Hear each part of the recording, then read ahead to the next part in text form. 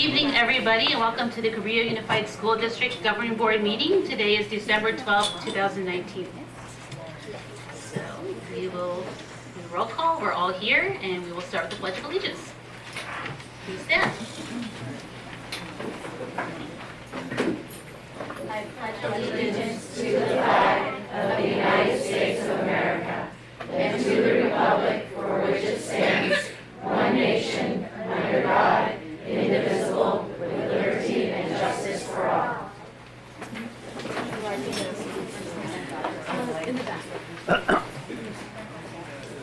And we have item number 4, adoption of the agenda as presented and amended. Do we have a motion? So moved. So moved. Kimberly. Do we have a second? Second, Lizette. All in favor, please say aye. Aye. Passes 5 + 1 to 0. All right, number 5, student staff community recognition. So item 5A, the governing board recognizes retiring employee Margie Doherty for 26 years of excellent service to the Cabrillo Unified School District.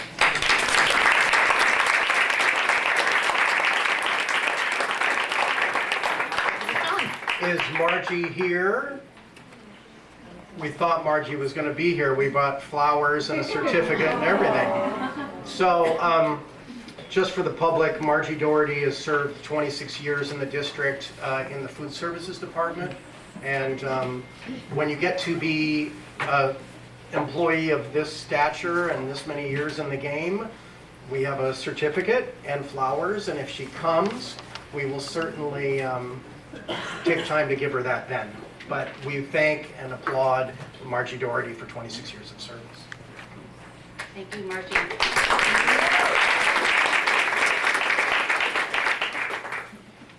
Okay, item 6, comments from the public related to items not on this agenda. Okay. So we will get started with Namira LaFontaine. Is that public comment is now? Yeah, but you're at the bottom of the pile because we go in order. Okay, that's okay. That's okay. Get an extra chair by any chance?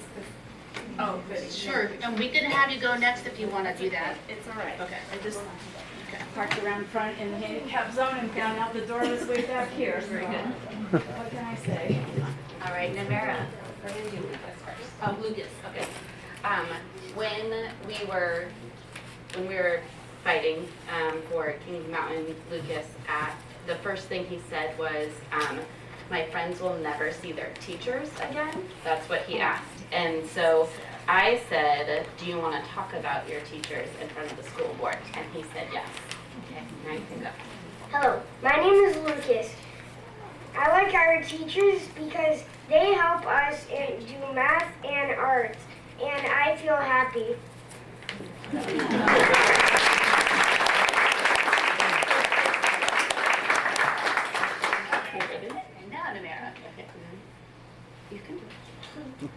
What did you say about, are you in TK? Yes.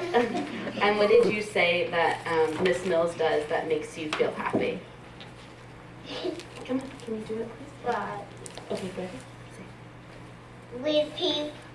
When my friends don't have food, Miss Mills gives them some. Yes, Miss Mills always has food, even for those who don't, huh? And that makes you feel happy that everyone... Yes.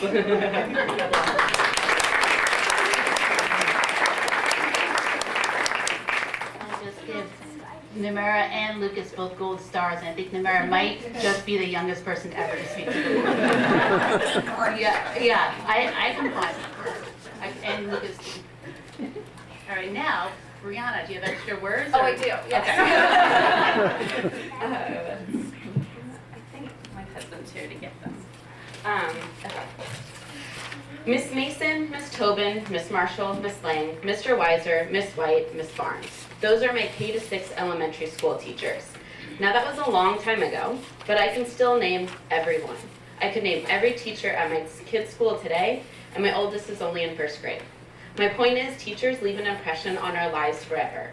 They are there for so many of our milestones, have seen us through our emotional roller coasters, notice when we're unusually quiet and figure out why, get into work early, stay in at lunch, and are there after school so that their students can have a safe place to talk, read, or figure out that math problem. Have you ever tried to teach 24 4 to 5-year-olds how to leap? I did yesterday, and my gratitude for the patience of teachers is immeasurable. This is why I decided to co-lead the Measure I campaign, because not only did I have incredible teachers to guide me through my youth and beyond, but my kids have already found that in their introduction to school. As a reminder, here's a portion of the Measure I wording. The purpose of the measure is to fund the following specific types of programs and services. Number 2, retaining qualified teachers and staff. Under no circumstances shall any of the proceeds of the education parcel tax be used for administrator salaries, pensions, or benefits. End quote. This wording is what protected our district from having to cut another $1.6 million. If, when raises are to be agreed upon, our teachers and educators must be first. That is what we promised our taxpayers. Teachers are who we fought for. We are still in need of our community to support us with funding, and we cannot lose their faith by doing anything that would undermine the relationship we have created thus far. Respected educators are effective educators. Thank you.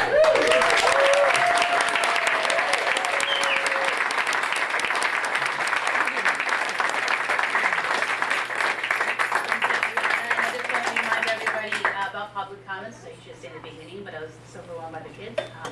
We allow about 3 minutes per comment for those of you that don't know this protocol already. And due to Brown Act, we're not allowed to respond, but we are very much listening to all the comments that come in. And typically, if there's a comment that requires a response, staff will take the lead in coordinating that.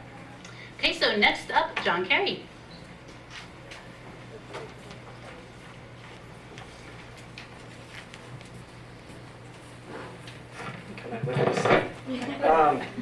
My name is John Carey, and I'm proud to say that I've been a teacher here in the district for the last 21 years.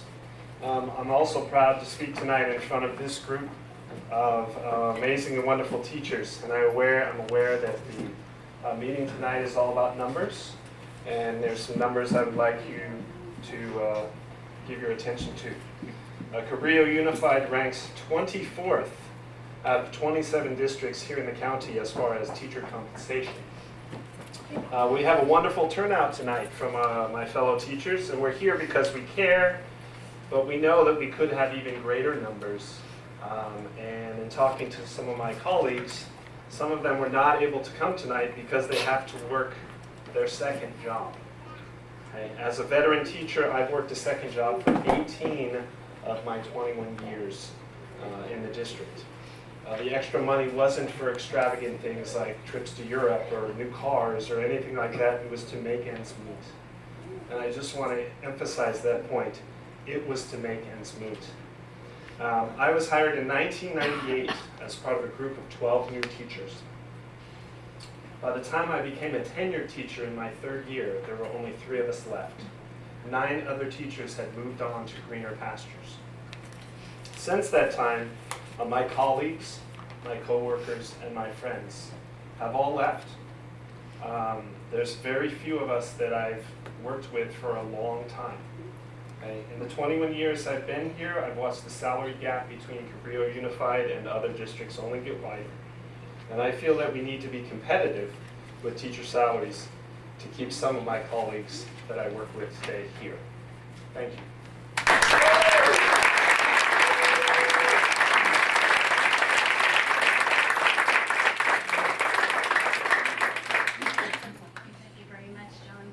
Next, Ada Skeldon. And since it is a crowded room, I'll do the teeing up thing again. Next up is Andrew Brown after Ada. You get yourself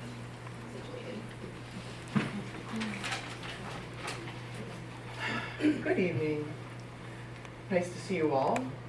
I'm a 5th grade teacher at El Granada Elementary, and I just wanted to talk very briefly, succinctly, about a concern that I have about a budget consideration that you guys are thinking about, which is cutting to bus drivers. Okay. Last school board meeting, it was brought up that these 2 positions would be considered, and I was listening to you talk about the conversations that you had with the Moonridge families and what choices that they would make out of the folks that were there at the meeting regarding their local schools. And some decisions that you were making around busing that might relate to that. And the thinking around redundancies in funding or in options for students.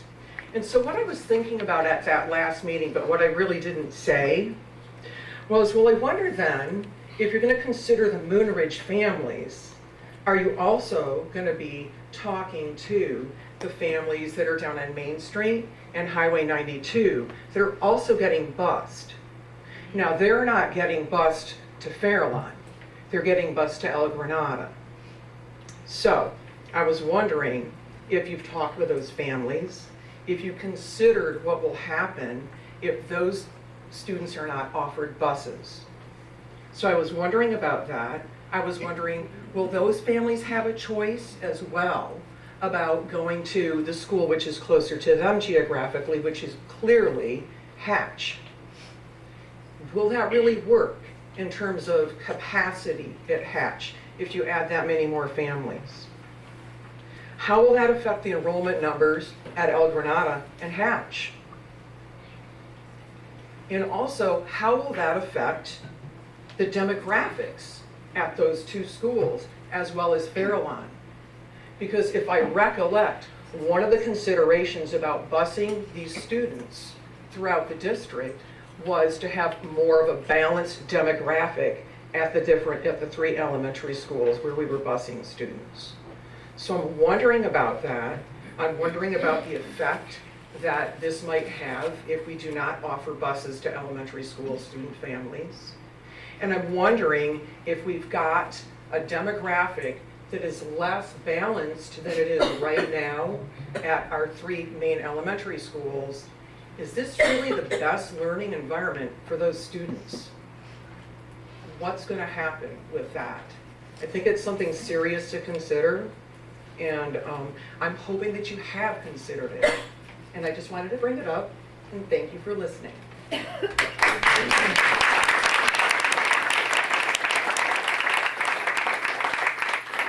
very much, Avis. So next is Andrew Brown, and after that, Kendra Holland.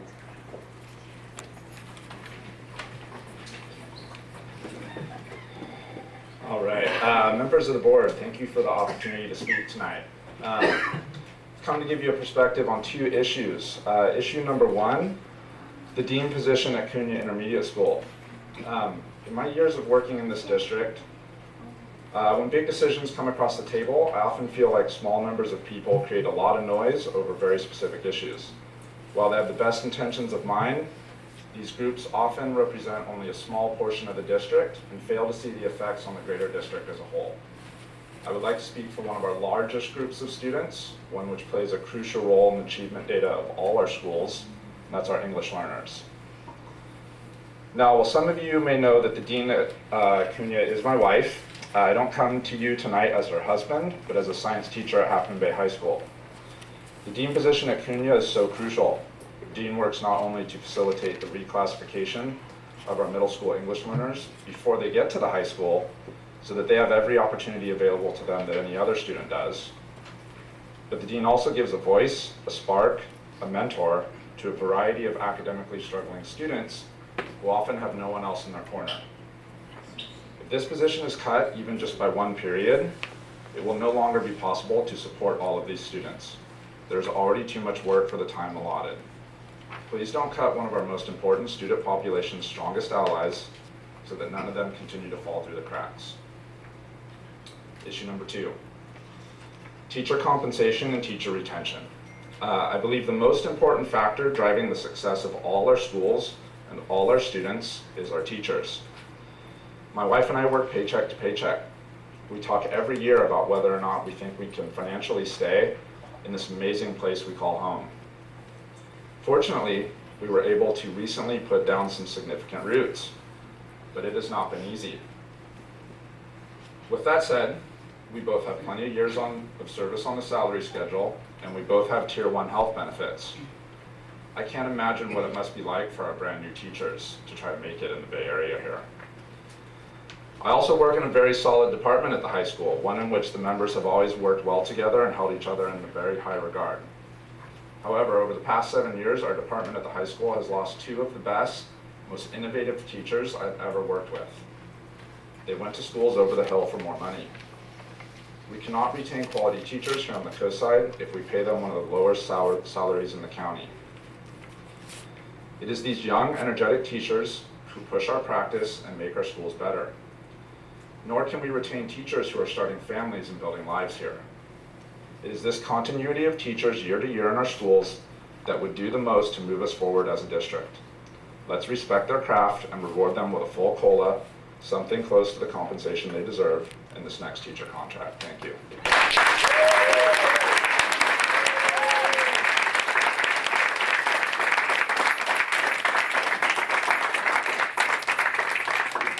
Thank you, Andrew. Kendra, and then up next will be Abbey Foster. Hi, my name is Kendra Holland, and I'm the mother of 2 Hatchies. Harry is a 2nd grader, and his sister Cricket started kindergarten last fall. I'm a member of the Hatch Elementary PTO and its incoming president, a member of SIPA, but mostly I'm a general CUSD enthusiast. While I am not happy about our district's current financial status, I do welcome the opportunity to do as 20th century philosopher Robert Van Winkle, aka Vanilla Ice, says, to stop, collaborate, and listen. This crisis gives our district office and schools the chance to reevaluate the educational priorities. When my husband and I relocated to the coast side about 4 years ago, we were cheered to hear about the excellent public schools. We both grew up in small rural Iowan communities attending our own public schools. In the 1970s, my mom was the first female elected to her school board, and by her retirement, she had taught for over 35 years in public schools. This is all to say that we are fervent supporters of both public education and educators, and didn't even want to consider private parochial or charter school options. These cuts are going to hurt, and there is no family that will not be affected. But even though I'm not standing here wearing red for ed, because honestly it's not in my color wheel, I am here to encourage the governing board to protect our district's most valuable resource, the teachers.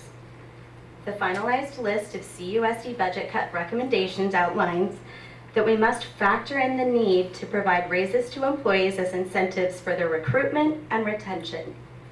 I know y'all agree. All of us enjoy benefits of living and working here on the coast side that can't be measured with a number, but you can't eat or feed your family a sunset. These teachers start our children on their educational paths and help create and develop their educational attitudes and experiences, and are deserving of adequate compensation. Please respect the souls of our schools and consider teachers' raises in the updated budget. Thank you.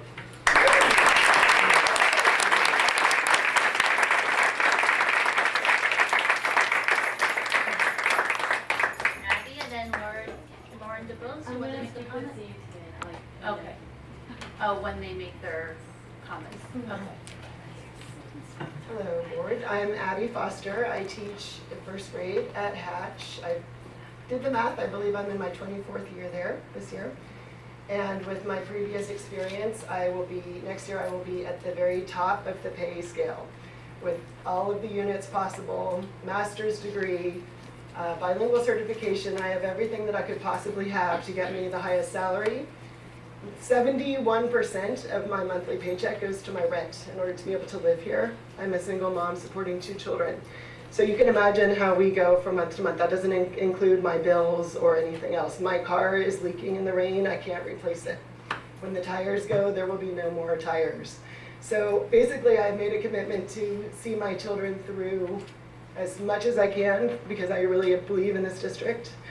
They have wonderful teachers, but I'll reiterate what some other people have said. I was thinking about my own children and their education, and 3 out of the 6 of their elementary school teachers of both of my children came and left, brought in wonderful ideas and fresh blood, and moved on to higher paying districts. And then those of us who grow roots here do our best to stay, but even so, I must admit that in the last year I've been looking at districts over the hill, and I've discovered that I could make $40,000 more per year if I were to teach in Palo Alto.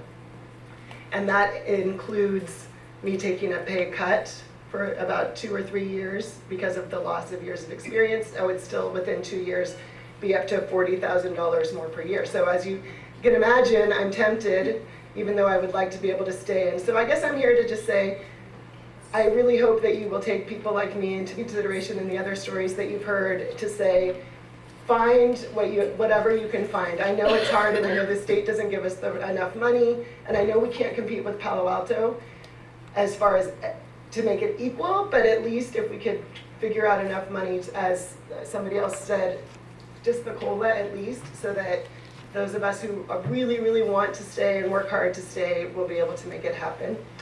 And I just wanted to reiterate, in addition to what I'm doing, I also have 4 students that I tutor weekly, and you know, it's just you can imagine how it is to make ends meet. And we talk about anything extra, there's nothing extra, but just to be able to pay the rent every month. And I, as somebody else said as well, if I'm at the top of the pay scale and this is my situation, I can't even imagine what it's like for the newer teachers. So I know you guys have a horrible job ahead of you, and every single job on there is going to benefit somebody. But I do think that the teachers are the heart of what we do here.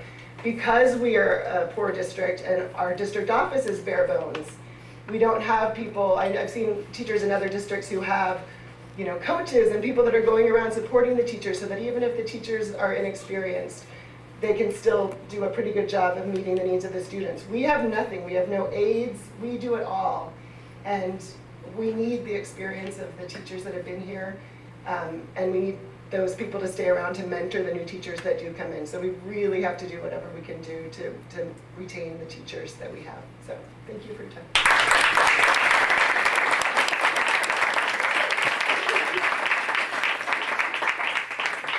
Laura Sanders, and then Carlisle. Carlisle and Young.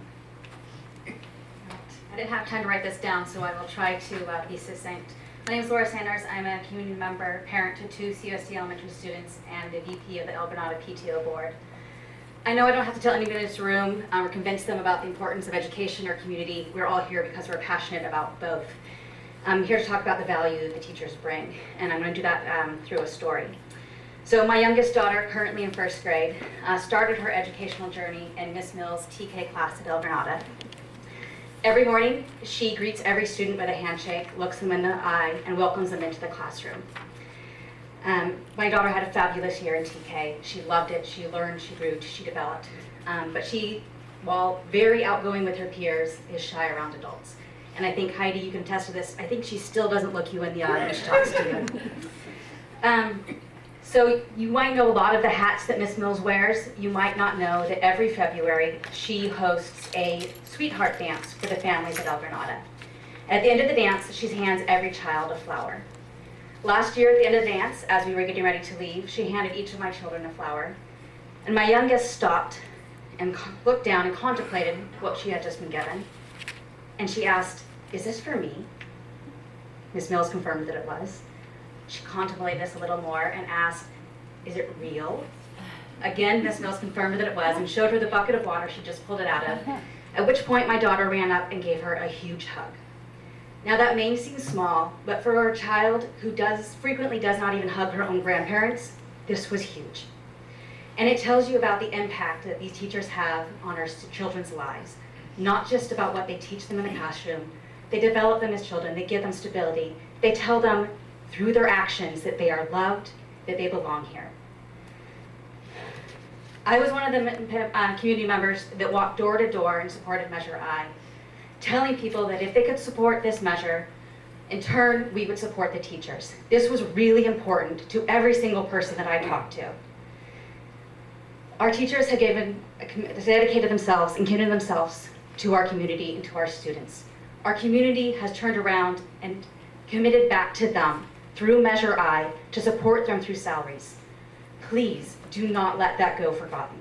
This is what the community, we promised the community Measure I, and this is what the community has delivered. The community has spoken, and they want to support the teachers. On my way to work this morning, earlier this week, I heard a story on NPR talking about the importance of preschool especially to children, homeless children, or children who had an unstable home situation. And what they found in this study was that because they had stability in their school, children who had instability in their home life, if they were in a preschool program that they could stay in, they slept better, they ate better, they had better health, they did better academically. They were just better, well-rounded. Our school provides that stability. In this room, we've heard over and over again, one of the values of the smaller schools that we have here on the coast is that every student knows every teacher and every teacher knows every student. We provide that stability for many students in our school system. But if we have turnover year over year from our educators, we're gonna lose some of that stability and some of the value of the small schools that we have today. Again, the community has spoken through Measure I. They want to support our teachers. Our teachers have dedicated themselves and committed themselves to us. They have earned our respect, our gratitude, and our commitment and dedication back to them. Please, I implore you, don't let that go forgotten.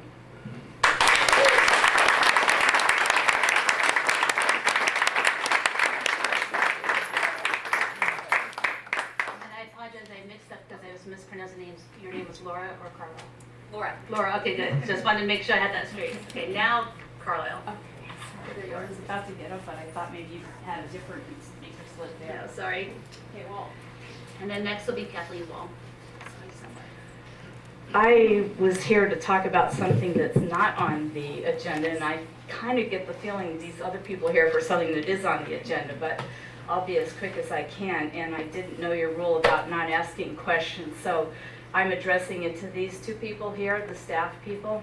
They can maybe answer it while I'm here. They cannot either, but we can have them follow up with you afterwards. Okay, well, good evening and happy holidays. My name is Carlisle Young, a property owner in Moss Beach. I'm here tonight to ask some quick questions and make a statement. First, I would like to ask each CUSD board member to state which town or city you reside in here on the coast. Since you can't answer those questions, does anyone else know? They all in Half Moon Bay or are they all over the place? We're not in the habit of answering That's questions. okay. Well, I think I've been told that they all live in Half Moon Bay proper. No? Okay. Then that's hearsay. That's why I was going to ask. So second, I was wondering how I could go about finding the breakdown of total expenditures spent on each school measures, K, S, and M, which are all in a blended tax rate on my property tax bill. Do I put in a public records request or call someone at the district office? So they'll follow up with you, so we Okay. can't have a conversation here Right. tonight. So just you can list your questions as I one of will the earlier send a speakers public did. records request. That probably is the answer. So this is more of a statement, but I noticed that despite a facilities master plan being outdated, that you went ahead and voted to spend $280,000 of the new Measure M bond money to resurface 6 tennis courts at the high school. It's in the Half Moon Bay Review. And I mean, that just breaks my heart when I hear all these teachers here tonight to think that another jock issue got taken care of ahead of other facilities. But I think that it was really bad judgment on the board's part to go ahead and approve that project before a new facilities master plan had been produced and also right before the Measure I was going to be on the ballot. So fourth, I guess I would like to know when the new facilities master plan will be completed. And last, well, it's very seductive to spend other people's money, which we usually use the term OPM for short. I urge you to be fair when funds are allocated within the district. The property owners who support your schools through our taxes are owed better stewardship of our money. Furthermore, parents outside the city limits of Half Moon Bay deserve to see that their tax dollars are being fairly spent and allocated justly between Kings Mountain, El Granada, and Fairlawn View schools, and not just going towards pet projects within the city limits of Half Moon Bay. I would like to say that the facilities of those schools deserve priority upgrades after all the years of neglect they have endured in years past under other superintendents and other CUSD boards. The property owners of El Granada, Moss Beach, and Montero will be watching your actions. Please don't just play lip service to this request. I thank you. And also, I will submit one more question. A few years ago, I attended a school board meeting and they were talking about the surplus property. And I was wondering whatever happened to that. Did it sell or what's the current status? Because you could probably build some teacher housing on it if it's not sold. Thank you.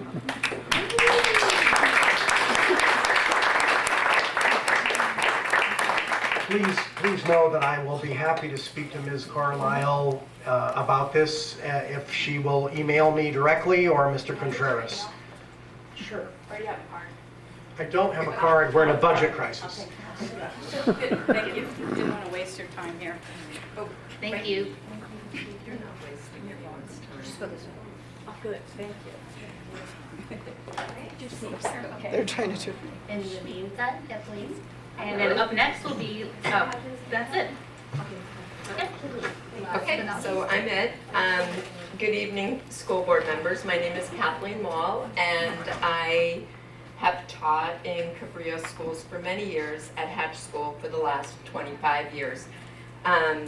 Been a co-sider for 32 years, and I don't know that everybody understands what it's like to live in a place where there's only one through road. You know what I'm talking about? Highway 1. There's no going around and cutting around and things like that.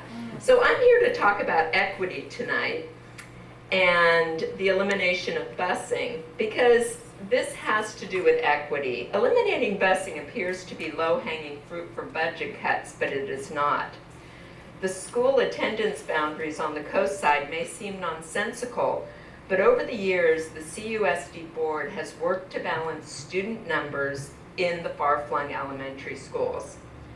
It is difficult because in terms of proximity, many Half Moon Bay neighborhoods are closer to Hatch than their attendance school. The most glaring example is that children from downtown Half Moon Bay could walk to Hatch, yet they are bused to El Granada School. It could be argued that Hatch is the home school for the majority of children on the coast. I myself live 1 mile away, and I'm in an El Granada attendance area. In February 2004, after meticulous study and research by district staff and the board, the decision was made to change the school attendance boundaries. B.J. Mackle, the assistant superintendent at the time, walked the affected neighborhoods, knocking on doors and meeting families. She came to Hatch at the time, and she talked to us about who she had met and what she had seen when she did this. She took her findings to the board and made recommendations. It was difficult for the community because many attendance areas were switched, but the plan was well researched and necessary because of the overcrowding at Hatch School and the inequitable educational opportunities offered at Hatch based on the different district elementary schools. Because of the variable parental incomes at the time, there were more resources way back then up at Farallon View and El Granada, and not at Hatch. As a community, we respect prior elected boards and their decisions for the good of our schools. To eliminate busing without proper research would undermine the hard work, research, and time that went into that decision of that school board 15 years ago. It's not to say that the busing, that school attendance boundaries shouldn't be changed, but they should be changed with thought. And to eliminate busing and give affected families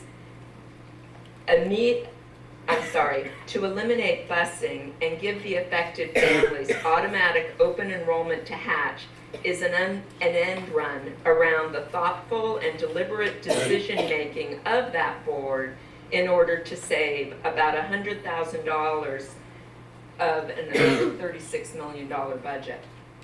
The argument has been made that this end run is good for people, the planet, and prosperity. This argument is not true. It's better for people? Not true. The newly renovated Hatch is not big enough to accommodate 70 to 80 more students. There is one non-assigned classroom at Hatch, which is used by the after-school workshop class.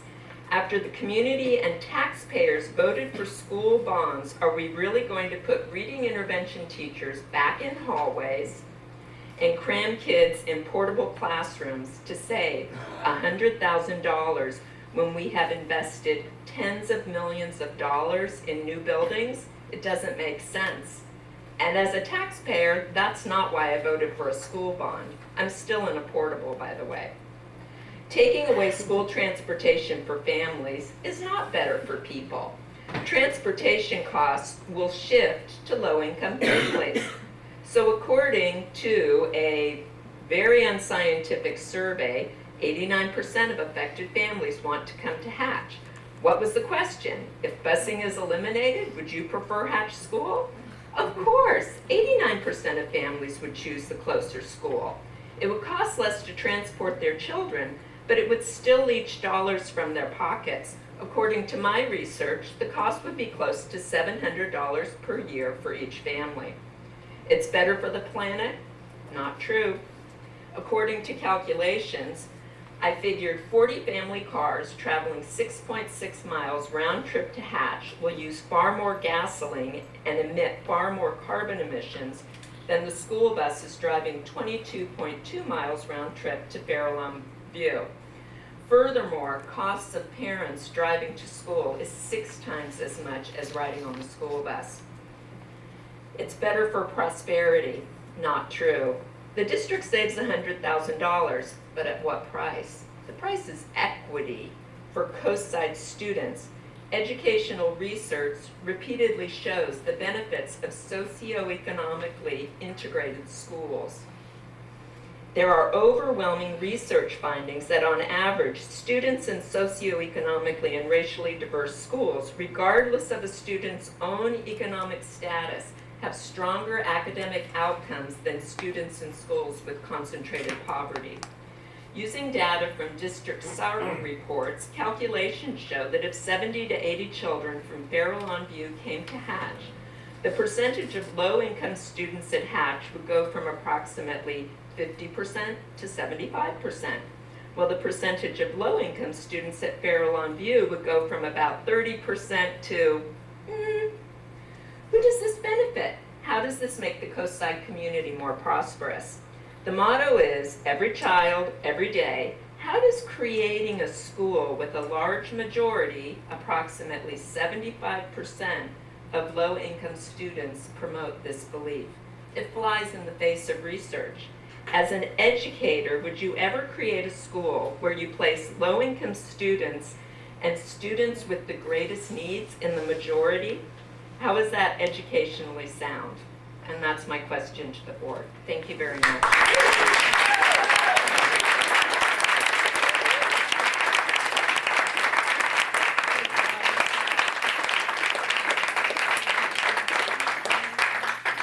Kathleen. This is item number 7, representative reports. 8. So we're going to invite Lauren as the student voice to come speak first. Hello everybody, I'm Lauren DuBose. I'm a senior at Half Moon Bay High School, and I'm in here to support CUTA and also just give the student perspective on the situation at hand. I just wanted to say that I feel so fortunate to be enrolled in a district with so many incredible educators that influence our lives in a positive way every single day. Despite the many challenges they face, they show up to perform their daily job and even go above and beyond what their contract entails. And they do it all for the students. And I'm just going to tell a little bit about my personal experience here in the district. So I've been in the district since kindergarten, except I strayed away for one short year in 9th grade. That experience was fine, but the environment just couldn't compare with Cabrillo Unified. And the wonderful teachers and staff we are so lucky to have, and the actions that they do inside and outside of the classroom are the reason CUSD stands out. When I was at Kings Mountain, my teachers would drive my sisters and me home because both of my parents worked full-time. Thanks, Miss Miley. During my CUNY days, I was able to explore leadership activities outside of the classroom, such as basketball, where my coaches, who doubled as my teachers, taught me valuable skills that apply on the court and in life, such as responsibility, collaboration, and goal setting. And yes, I'm 5 feet, but I did play basketball, starting point guard. At the high school, I know my teachers on a personal level and even have some nicknames and handshakes to prove it. Right, Mr. Carey? These special bonds that students are able to build with their teachers motivate them to come to school and further excel. These are just some brief examples of what the student experience is like. Our educators respect and support others. Now it's time to properly respect and support them. Just like the teachers are here to help us, we want to help the teachers. On behalf of all the students that couldn't be here tonight, please let us know how we can help this district thrive and how we can be part of the solution. Thank you.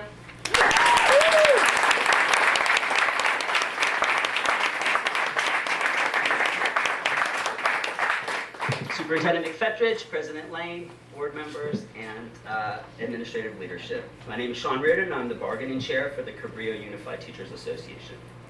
Yesterday, the bargaining team met with the CTA Uniserve staff, and poring over the budget, we found some troubling discrepancies. A difference of nearly 160 students between the ADA number and the numbers that were presented by Dr. Wade's enrollment report in October. Resources well in excess of the required 3%, and $72,000 in a mysterious Fund 17 reserve. Of course, these numbers are not current. The board packet wasn't posted. But the most concerning aspect is the narrative of doom and gloom financially projected for the district. Most budgets are put out in a 3-year projection. We have a 4-year budget projection. And I believe that this story of gloom and doom is being used for leverage in our upcoming negotiation cycle.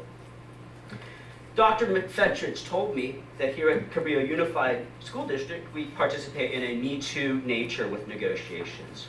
The teachers got 3.7, CSEA got 3.7. Well, if that's true, how about the 5% raise that Dr. McFetrich was awarded over our outgoing superintendent? How about Me Too for 5%?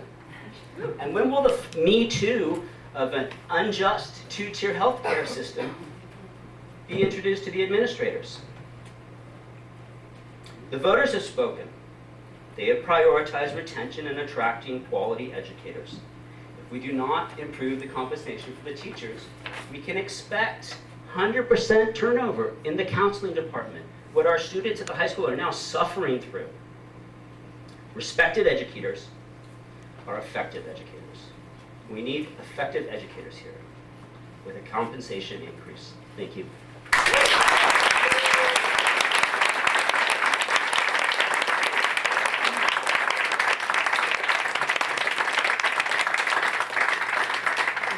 I would like everyone to stand, please. Yes. Awesome. Thank you, teachers. So, board, I just want to leave you with one final message. You've heard lots of testimonies, and guess what? Everyone in here has another story about the second and third jobs they work to make ends meet. Sometimes it works and sometimes it doesn't. Because guess what? Their rent gets raised, and now they can't make ends meet anymore. We need you to support teachers. We are CUTA. And, hold on, where is it? We are CUTA, let me hear it. We are CUTA. And we believe. Respected educators. Are effective educators. CUTA believes. All students. Deserve the best educators. Every day. Respect for educators. Is the best way. To retain and attract. Great educators. Thank you. Thank you.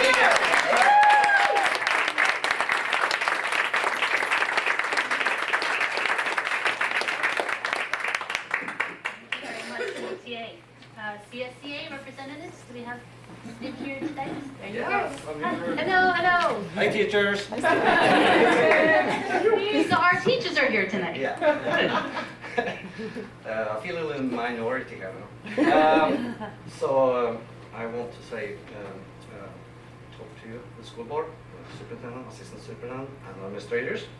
So yeah, I support the teachers. We need better salaries in our district and health benefits too, because other schools have much better and we can't keep our people anymore.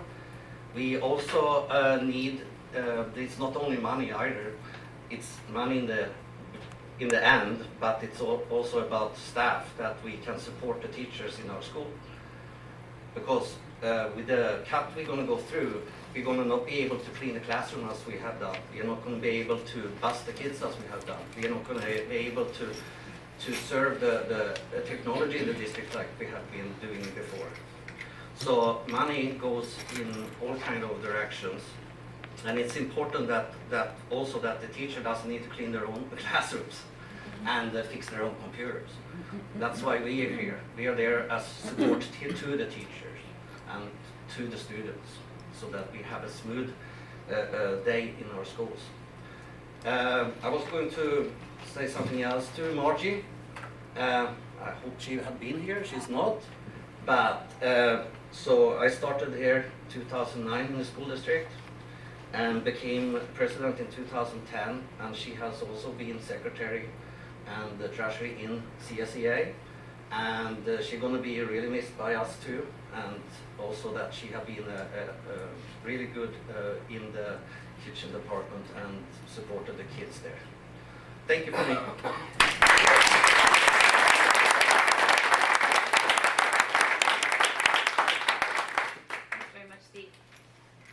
Item number 8, reports, information, and presentations. First interim financial report 2019 to 2020. David Day. And I will say, as he is walking to the podium, first a warm welcome to our new chief business official, Jesus Contreras. Welcome. Thank you. Thank you.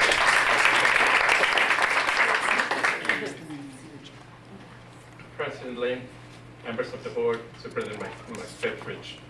It is, I bring you the first interim financial report. But I want to let you know that budgets are always a live something that continuously is shaping the different realities that we face. What I bring to you is what the reality or the first interim report as of October 31st. What has happened from budget adoption to October 31st. And the first interim report also contains 3 fiscal years, multi-year projectors, in which members of the board will take a look at as to what is, with what we know right now, that it is going to happen at the subsequent years.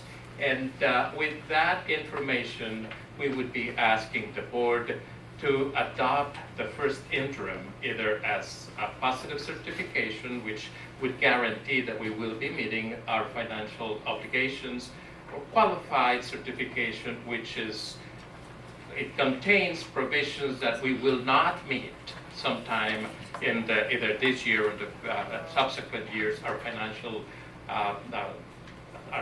obligations, or negative certification that will be definitely not meeting our financial obligations. With that, we will be asking the board, based on what I'm going to be presenting, a qualified certification, which will indicate, as I am going to go moving forward, that we would not be in a position to meet in subsequent years our financial obligations. And I've learned to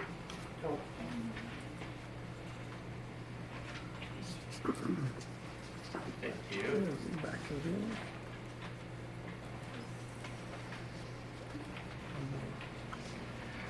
How this works, just a reminder to members of the board.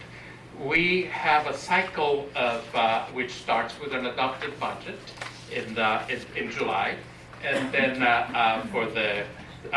we just had the estimated actuals that were brought to the board from the 18-19, the unaudited actuals that came to you in September, and this audit report that we're going to be bringing to you. We just got that one at the January meeting. But what we have right now is bringing to you this December the first interim budget report that contains activities from July 1st to October 31st. As we continue in this, we will have to look again at January 31st and then bringing to the board in March what our reality would have changed based on the activities that you will, some of the actions you'll take today, and how we will be looking like it in March. In March, will be brought to you for activities from January 31st. And we will come back then to you with an adopted budget. We'll start budget development and adopt the budget. So this is the cycle of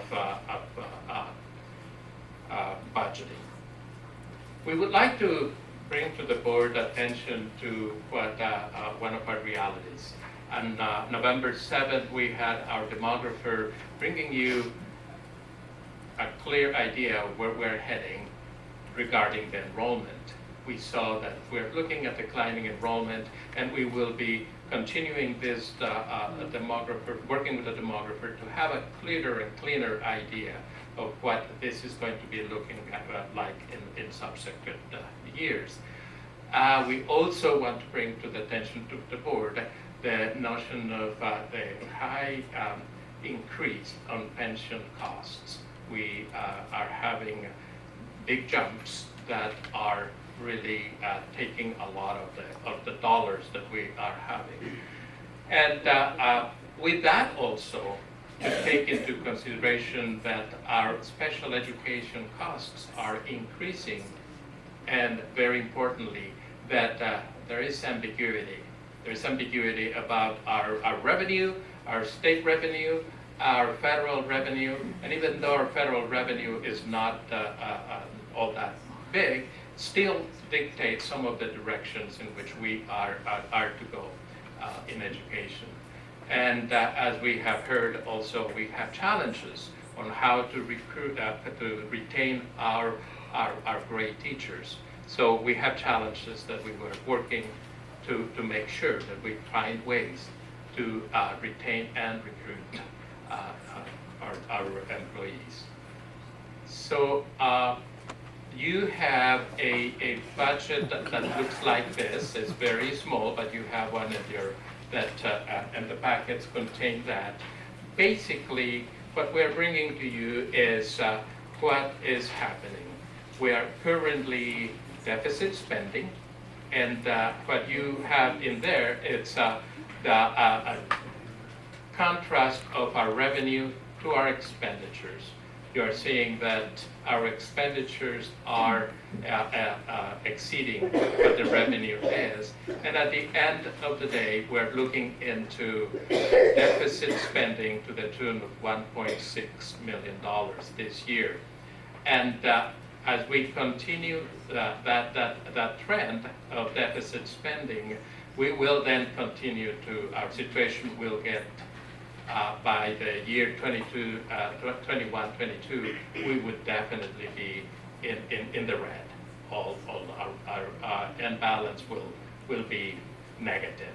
So it is this trend, it is the changes that will occur as we present to you the changes that we are looking at implementing, and the next that will be making a difference as to whether we will continue this trend of deficit spending or continuing to do all those things that we need to do to make sure that we get into non-deficit spending and actually a trend where we would not be going into the red.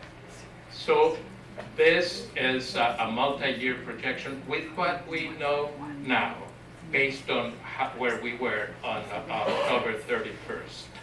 Of course, the assumptions that we have for some of this will change and will continue to change as we move forward, based on the decisions that we will take. But what is our clear message in here is the notion of deficit spending. that we would need to tackle, that we would need to make sure that we take actions. What is going to be coming? We have on this first interim, we will be turning into our County Office of Education and then by tomorrow, we will be getting this once it's approved by the board. We will also have a report coming to you in January, which will be looking at what our audit report was for the 18-19 school year, and that is going to be giving you also some information about our how we have been spending and how we have been looking at the different practices that we have done in education in our spending. That also goes to CDE, to California Department of Education, and also goes to the Controller's Office. Important for us is to keep an eye on what the governor's budget will look like, and any revenues that the governor would be bringing forward, and keep an eye on that. That's going to be in January. And with that, we will start looking at the LCAP and budget development so that we can match that we do for children and that our teachers and our schools are having to plan so that they can educate our children and match that to our resources. So budget development and LCAP is coming, and we'll continue that. And I had already told you that by March 15, we will be bringing to the board a second interim that will contain any activities, any actions that will happen as a result of decisions that the board would take, and where our level of spending and our level of different revenues as we look at them, contemplating in the 2020, looking into budget development. And this is the same information, just bringing it to you that we have activities that we're looking forward. This is in a cycle manner in which we're bringing to you that next is going to be budget, the governor's budget, keep an eye on that, do our budget development, and then align our LCAP to that budget development process, and then bringing to you a second interim with updates, and then finally a budget for the 2020-2021. And one thing to keep in mind is that there is the notion of ambiguity and the uncertainties that we face, the fiscal uncertainties that we face. And with that, we are asking the board to then consider accepting this first interim with a qualified certification based on the notion that we will not be meeting our fiscal obligations with the same way that we keep the same premises that we have. With that, any questions? Questions or comments?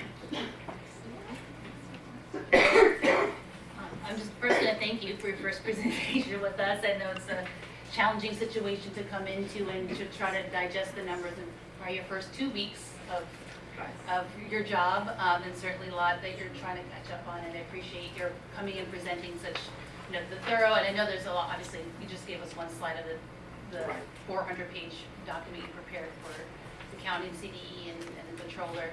And I just want to, appreciate again your key message around deficit spending, and how that's forecast to continue to have that gap between revenues and costs, and that's a structural deficit that we'll hopefully be taking the first step towards addressing that tonight with a resolution later around the budget cuts that Dr. McFetridge has been discussing with us over the last few months since he's been on his job. But I think that's just the thing we need to just keep in mind is behind this budget throughout is like there is continued forecast of deficit spending when we have this gap. So I'm hopeful that we can take a big first step towards stabilizing our budget, through actions tonight, and then continue to work together to build a sustainable mechanism for educating all our COSEC kids, working with our amazing staff of educators and computer technicians and bus drivers and administrators and all the different jobs and volunteers and families and all the different roles people play in this community to help with that process. So thank you for making that message very clear. Thank you. Thank you. Any other comments or questions? Just really quick, this is, this 4-year projection is without any of the cuts, right? This is just as we're currently right now. That is correct. Okay. Yeah, as of October 31st, you said? As Okay. October 31st. Is this, I don't know if the measure, the passing of the bond, does that make any difference in this? Oh, I'm sorry, parcel tax. The parcel tax is included, otherwise it would have been deeper. Thank you. And just to clarify on that point, because you are going to approve cuts, we could not run the MYP, the multi-year projections, until you approve such cuts. So that's why the cuts are not included in the multi-year projections. With the cuts that have been recommended, however you propose to go forward with that, you would have a different multi-year projection coming to you in March. And that's where you have the ambiguity. So with the information we have right now, you cannot recommend more than a qualified. We've spoken to our friends at the county. It would be disingenuous and not real for us to have a multi-year projection, not knowing what cuts you will approve or will not approve. Other final questions or comments? And we'll have the item for approval later on the agenda. Great, thank you, Sus. Item 8B, Measure B, Parcel Tax Annual Report. And is that Sus as well, or? I can.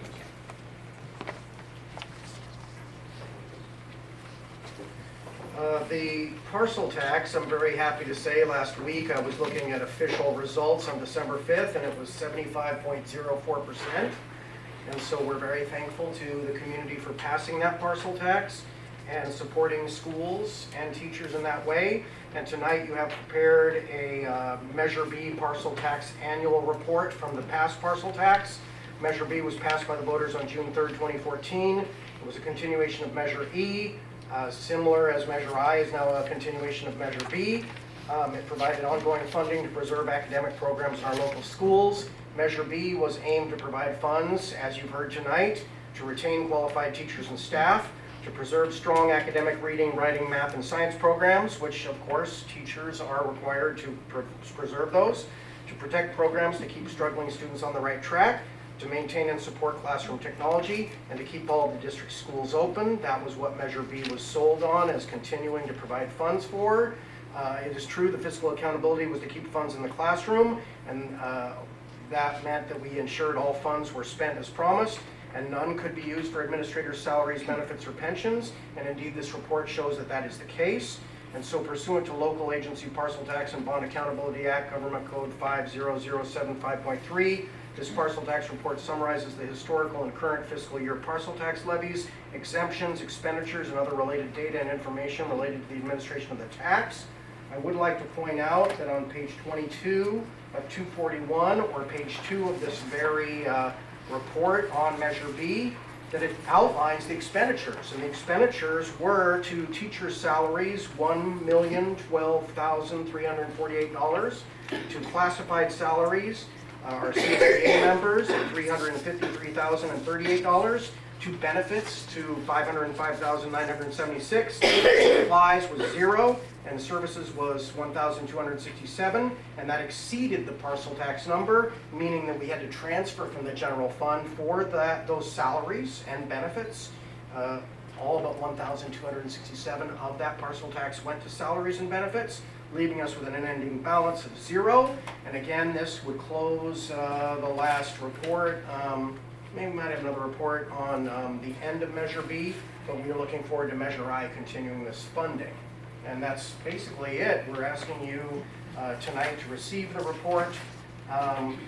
This is an information item. Thank you, Sean.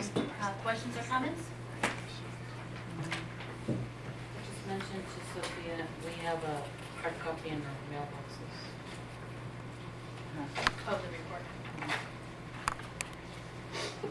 Just want to thank you, Dr. McFetchit, for presenting the report and walking us through the highlights within the many pages of the report, as audits and most financial reports usually are. So that's a very helpful reference, and that looks good. Thank you. Thank you. All right. Item 8C, financial overview update and finalized list of budget cut recommendations. So I've given this presentation in its iterative form probably 5 or 6 times in this room and at PTOs and at various organizations, but I'm going to walk everybody through it again. And if I could pause for just 1 second, because we do have one comment that's specifically relating to this from Patrick Olson. Is Patrick still here? Yeah. There you are. Okay, good. I hear your voice, that famous voice. But we are, typically what we do, Pat, is that we hold off on the comment until after the presentation, so that in your mind, as you're making your comments, you have that information. And then we have the discussion as a board afterwards, so that we can take your comments into account as well during the course of our conversation. So just wanted to give you a quick heads up that I haven't forgotten. You'll get your 3 minutes. It'll be hard, I'm sure. But. So again, I've given this presentation numerous times. We've changed some of the slides. Tonight, this one's updated as the objective. It's to present CUSD's financial overview update with a finalized list of potential budget cuts, savings required for board action to contain spending and maintain local control. When I first gave this presentation, the parcel tax, we formed the presentation with $3.9 million in cuts in case the $1.6 million parcel tax had not passed. Immediately, right out the chute, I basically took some things off the list and asked the board to have me bring it back to 2.9. Then we heard from the public again, and then I asked them to bring down to 2.6 because some of our friends from the County Office of Education have required, and it's in the appendix, we presented this in the past.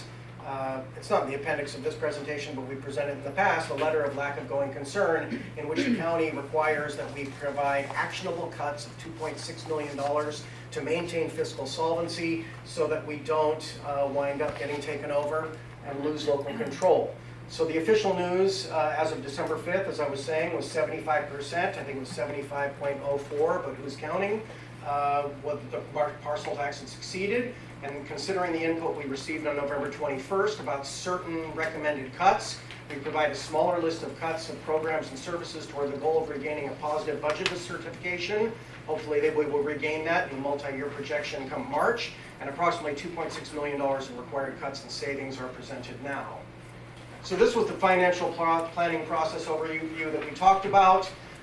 In the beginning, we had to identify that staff recommends, the board approves, the board will act on the budget cuts, and they will do so by December, and that we gathered inputs by talking to various collective stakeholders in the community, and that we made recommendations based on staff presentations to the board, talking about existing district resources, future needs, proposals for budget cuts, and that we worked in board meetings and other venues to explain the budget cut decisions. I think I've spoken to every PTO now about the situation we're in, and that employers and community members, employees and community members ultimately have to come to the need to understand the need for budget cuts for the district to remain fiscally solvent and retain local control ongoing. I do want to point out that we have presented that we need to make these budget cuts in part, and it's part to Mr. Contreras' report, that we understand and we hear loud and clear that our employees, all our employees, struggle in the Bay Area, and that we need to look at ways to recruit and retain employees. And I heard that loud and clear, and it's not lost to me. And in my former district, it was often something that we heard too in the Bay Area. But at the end of the day, if we don't make the cuts, we could lose control of the district, and someone else would come and make the cuts anyway, and that you would be saddled with millions of dollars in debt, interest rates, and there would be no money to give for raises. So we're hoping that the cuts will also apply to that. You'll see here we talked in September with the financial overview update. We had unaudited actuals where we were able to show that there was a bigger hole than what was anticipated.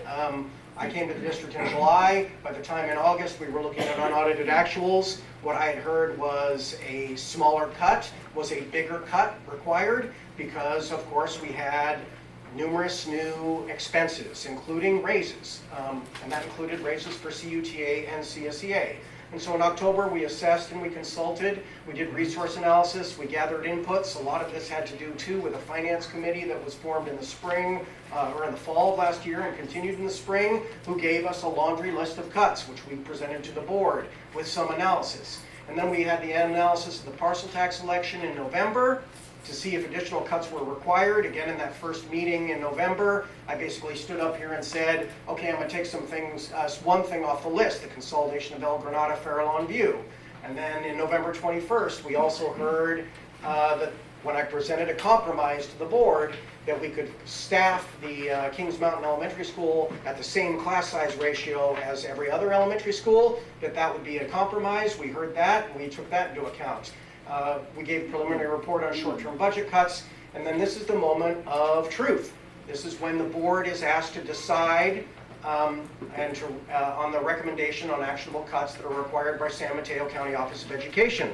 What I want to say is that these are recommended cuts. I always remind people that if we have, through the ambiguity, if we hear we get more state funding, or we get more federal funding, or there's new additional revenue that we could find to undo the cuts, we would reevaluate those and present those to the board. But we have to have ongoing efforts going forward to inform people of what this means, the cost savings, the implications, and then January through March, we'll have to do detailed work to implement the budget restructure plan. There will be layoff notices that will be brought in February, so we can give March 15 letters by law and ed code, and give 60-day notice to CSEA employees, and then we would continue with district restructure planning to achieve the savings, to achieve our goal of staying, if you will, fiscally solvent, and to achieve our goals of being able to retain local control. And then finally, April going forward, this keeps going through 2020, and you'll see long-term strategic planning to implement cuts and cost savings. And I've said to this board before, if you have a demographer telling us that we're going to have declining enrollment, then you will invariably have fewer students, you are fewer ADA. It is unlikely that we will look at being able to add back with declining enrollment unless the state budget picture really changes. We've talked about principles of change and commitment to basic responsibilities. We do want to focus on the LCAP and the focus on student achievement. In the next month or so, we will be bringing information we have on data on our students and things that we have to do with regard to addressing student needs, particularly with data dashboard and how that is indicating that we need to do a better job with particular subgroups of students. We have recognized that this is a partnership between student, family, school, district, and community. It's painted in the boardroom. We recognize that we have to have a commitment to learn from the past and prepare for the future, and that change happens, and change is hard, but we have to do it. We have to have a sensitivity because we know budget cuts personally impact employees and families, and I was having a discussion with your speaker after me about how this is indeed the case, and I've spoken to numerous employees about how these cuts affect people. We have to have a commitment to empathy, to growth mindset, and open minds during the process. We can't say that didn't work then, it won't work now. We're in a new situation, things have changed, demographics have changed, enrollment numbers have changed, and finances have changed. We have to be data driven, we have to be transparent, we have to be inclusive in our fact finding, analysis, and decision making, and that has been this ongoing iterative process of presenting to the board. And what I want to note here is that this bullet change, the board is taking action tonight after the final recommendations are presented. Actionable cuts of savings of around $2.6 million that are presented have to be decided by the board, so CUSD meets the San Mateo County Office of Education requirement of us to show that actionable cuts in $2.6 million, which we will still have a lot of work to do to enact, so we can regain fiscal solvency and retain our local control, because you don't have that now. While I appreciate what was said earlier by a particular member, I will say that this is not a doom and gloom scenario. It's a letter we received from the San Mateo County Office of Education looking at our budget. It is not something that I do as a negotiation ploy. It is something that I do to make sure that the community understands that we are in a fiscal crisis, that you are in a budget deficit, that you're in a structural deficit, and that your expenses exceed your revenues. And if we're going to fix the things we need to fix, we have to face those facts.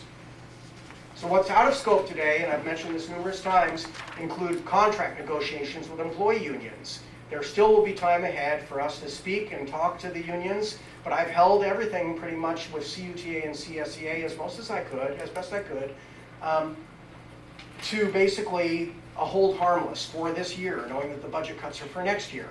Class sizes, for example, that would have to be negotiated. We can't do that here in this room. Employee work days per year, same. Calendar changes, same. Salaries and benefits, same. Those are negotiable items. They're outside of the scope of this discussion. Changes in elementary school area boundaries and graduation requirements and strategies to increase enrollment ahead will need further unpacking, and I hear that we need to do more of that analysis, and we will be doing that. Restricted funds for preschool, adult school, construction funds. We heard from a public speaker saying, hey, how are you in this situation when we pay this bond? Remember, bond monies go to construction or to technology, they are for specific purposes, but they cannot go to salaries or operational costs. So if we're looking at ways to shift costs from the general fund to the bond, as we did with the solar acquisition, that makes sense because it helps us with our operational costs. But we can't do it the other way and take the bond and spend it on salaries. Sale, lease of capital assets. This was also brought up by a public speaker earlier, the surplus real estate. It is my intention, and I've said it before, to contract with a real estate analyst to look at surplus property in the district. It was cleared as surplus property in 2012. It is an asset. We could get value from it. It could be used for purposes that would help kids and our employees, but that's outside of our scope now. And there are significant new revenue opportunities and partnerships with benefactors. Those require additional time outside this discussion, but I've been meeting with various partners in the community to talk about how they could help us in this time of fiscal crisis. Student achievement has to be the focus in our LCAP's 4 core areas, and we have tried to keep the cuts closest to that, furthest away from that. But again, this is a goal highlights of our LCAP, literacy, college and career readiness, family engagement, school safety and climate. Anonymity system improvement, we talk about this quote all the time. We've always done it that way. Just because we've always done it that way doesn't make it right. Otherwise, we wouldn't find that we have flagging performance for some subgroups of our students. In fact, a majority of our students in some ways have been flagged by us on the dashboard as not performing as we need to. So we have to change. And that could be in the difference between how we do phone upgrades. We're currently looking at phone upgrades because we know that's inefficient and costs us more money than we could spend in the future. And the phones are constantly going down. Software improvements, we have software redundancies, utility procurement improvements. We've worked in previous board meetings to bring down our gas costs, to realize our solar energy investments in accordance with the bond. And looking at insurance savings also, we've saved $60,000. It's one of the cuts in insurance for dental and vision just by going to a different provider without changing the operations or changing what the benefits are to our employees. Some existing arrangements like non-contractual employee stipends. I've spoken to CUTA about this in CUTA meetings, that we will need to look at that, but if they're not in the contract, we may need to look at those stipends. It may be things that we can no longer afford. Staffing, as we've had it before, we need to look at what our core basic program is and staff to the contract. Meal programs, transportation, class offerings, these are all things that districts look at when you're looking at budget cuts of this magnitude. Other standard practices. There was a public speaker talking about the facilities master plan. Just 2 days ago, I was at Fair Lawn View with the master architect in that part of the facilities master plan update, because we are looking, and our priority has been, and we've said it numerous times, that we must repair and modernize El Granada and Fair Lawn View now. Hatch got done. Cunha Building C finally got done. I know that was painful, but that building is close to being done, and we've provided the staff there with communication about the last bits of the punch list there, and we're looking at ongoing energy savings.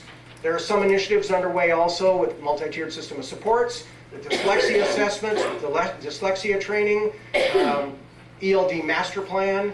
These are investments that can yield us intervention savings over time. And we also know that we have to focus on increased early childhood education efforts so that we maintain an equity lens, we decrease downstream intervention costs, and we help attract families back to CUSD. So this was the current budget, and we talked about this. In short, we put a current freeze on backfilling most retirements and resignations.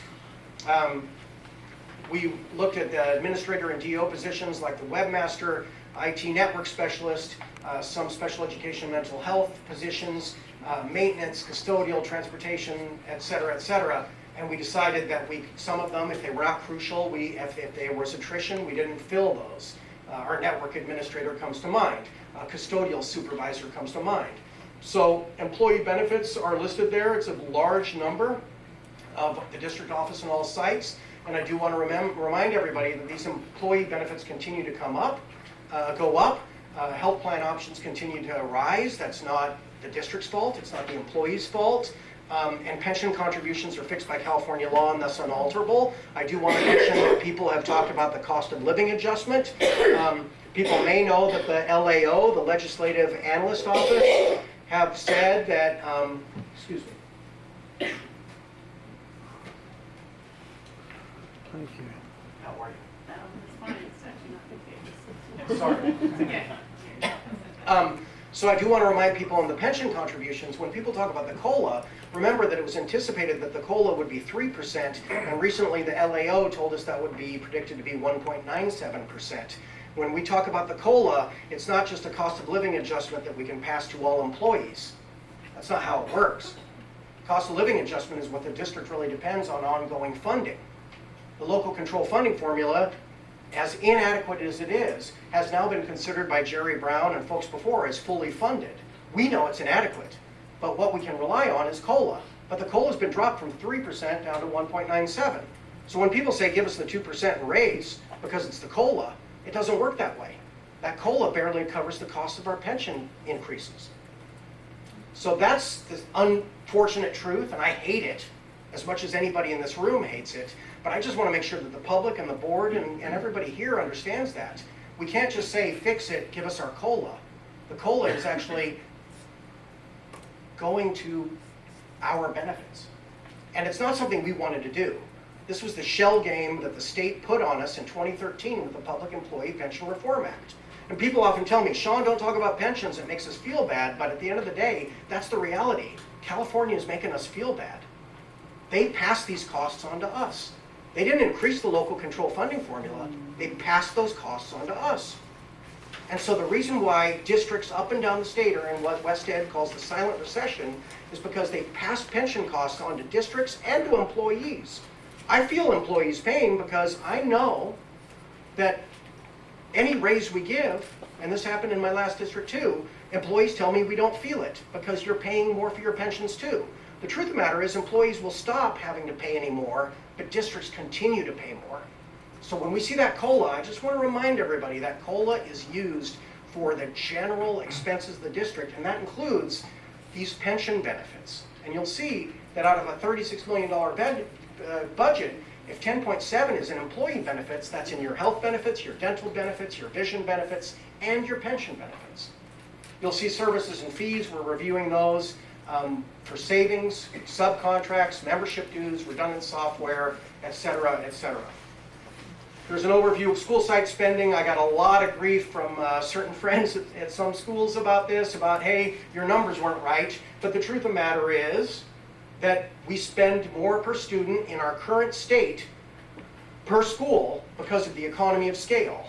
It is much easier to run a more efficient program at a school that is in a bigger enrolled school.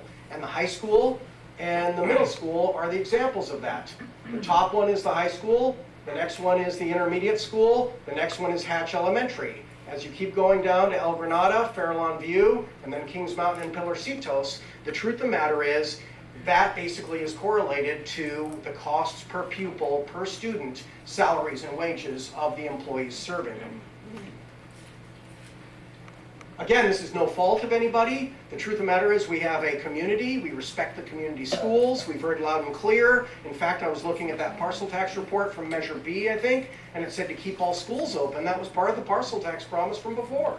So we respect our schools. The board has named their value of keeping these schools open, and we've tried to right-size them. The current budget for intermediate school and high schools, there are also potential opportunities to reduce expenditures. Again, this talks about how per student spending is slightly higher at Cunha than Half Moon Bay High School. Pillar Citos is higher because the continuation school has lower class sizes, few classrooms, because we're trying to keep those kids in school and graduate. Some of the programs are not core and unaffordable. Some stipends will not be affordable for us if we're going to make ends meet. Middle college program, we talked about that costing $6,000 or $7,000 per student. It's for a very few students, but it costs tens of thousands of dollars. There are more cost-effective alternatives we can make. There are software redundancies that we have. Big debate over School Loop and Infinite Campus. Infinite Campus, if we add all the bells and whistles to it, can do what School Loop does. And so why would we pay something to a company that is offshored, doesn't give us much service? We have to be prepared for change. And some external funding sources to help fund athletics, music and the arts, and other non-core programs will help, with help from our local nonprofit partners, could keep those programs in play. And so I want to remind people that I keep meeting with community partners to say, hey, we're going to make these budget cuts, could you help us with those? So I also appreciate someone talking, for example, about the dean position at CUNY. There are 3 periods for that position. When we came in, we inherited a cut list and one position was listed there. We brought it to the board. We do think that we could maybe look at using categorical funds or using donations for that if a foundation would provide that. So this is the list that we've given over and over again with some slight tweaks. This is $1.6 million of the $2.6 million. A director of categorical programs, and this is savings and cuts. We did not fill the director of categorical programs. A district custodial supervisor was hired in June. When they got another job, I did not fill the position. A district network specialist, bless him, when he retired after years and years of service, we did not fill that position. A behavior intervention coordinator is on that list because we used to be understaffed in that regard. This year we thought we were overstaffed, and so we're trying to get too hot, too cold, just right. We're trying to right size. District transportation being reduced. We talked about that with the busing.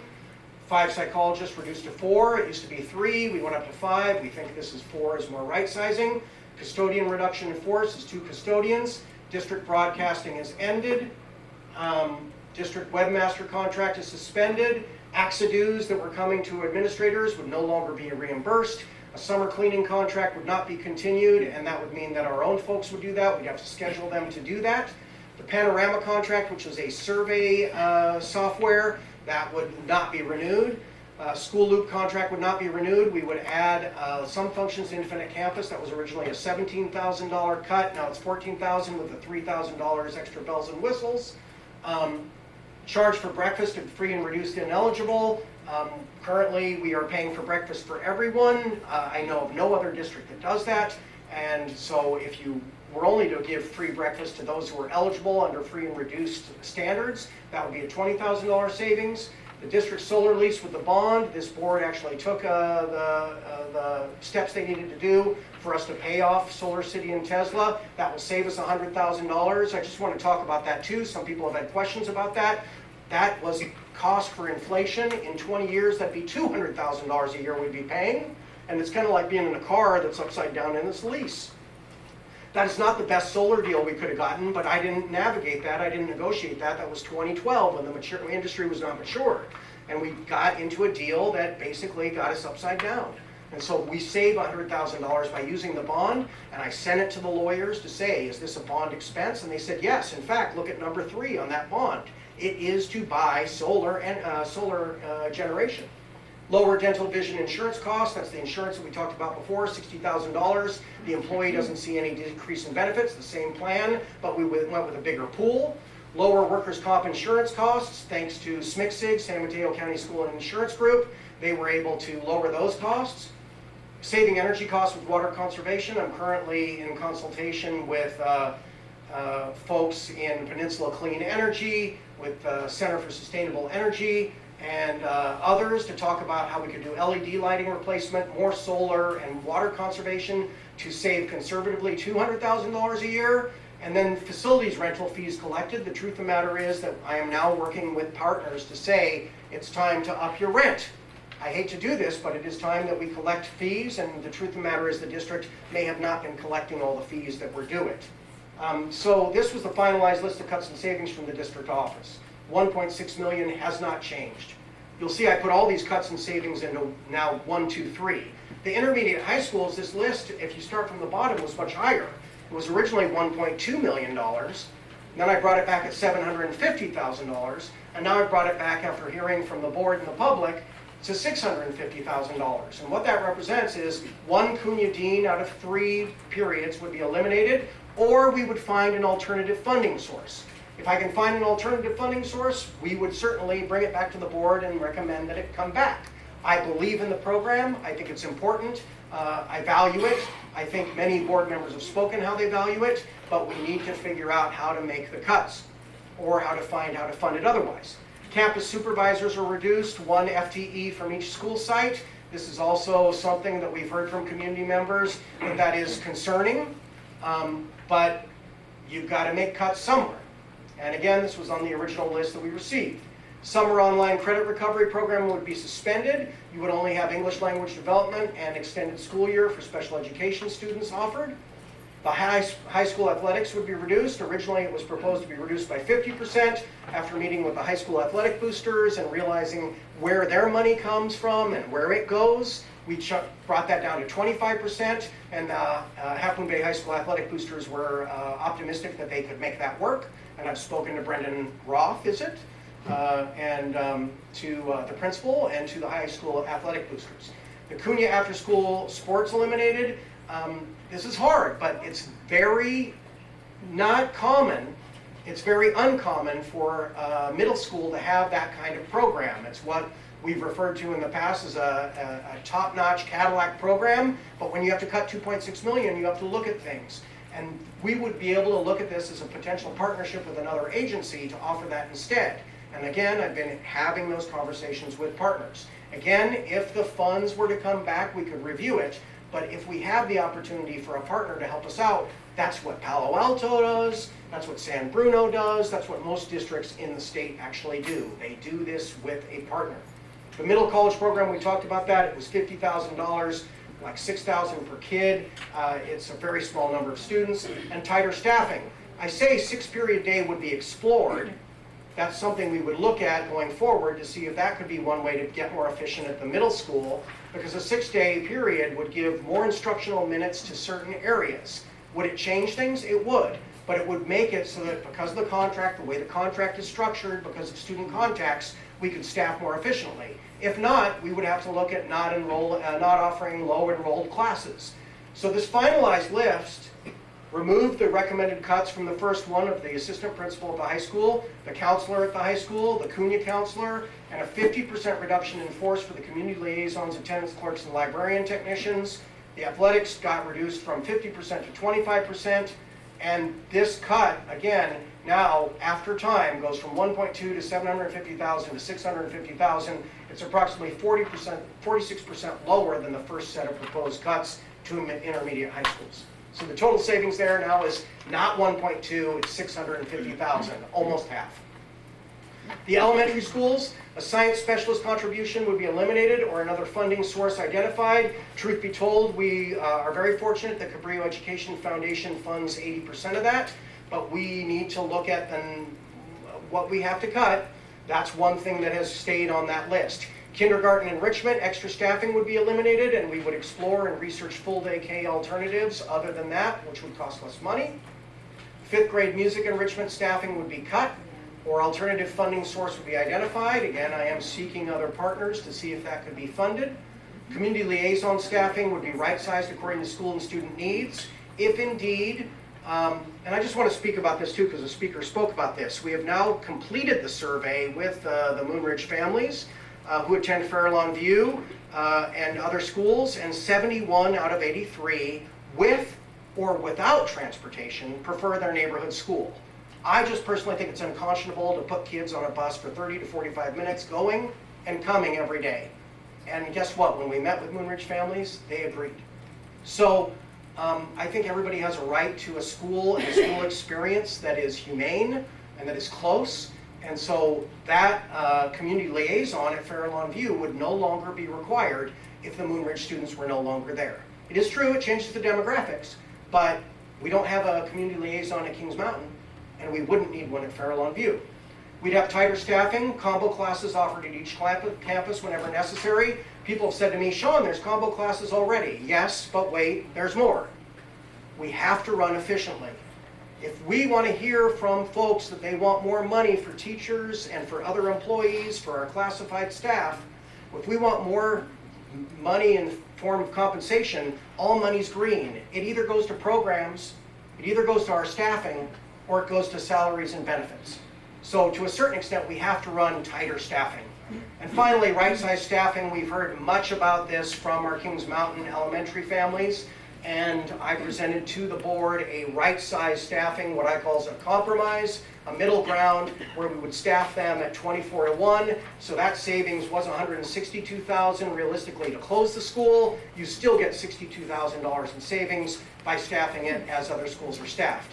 And we heard, and I saw in the newspaper, that Kings Mountain appreciated that effort, and I also heard from the board that they valued that the compromise.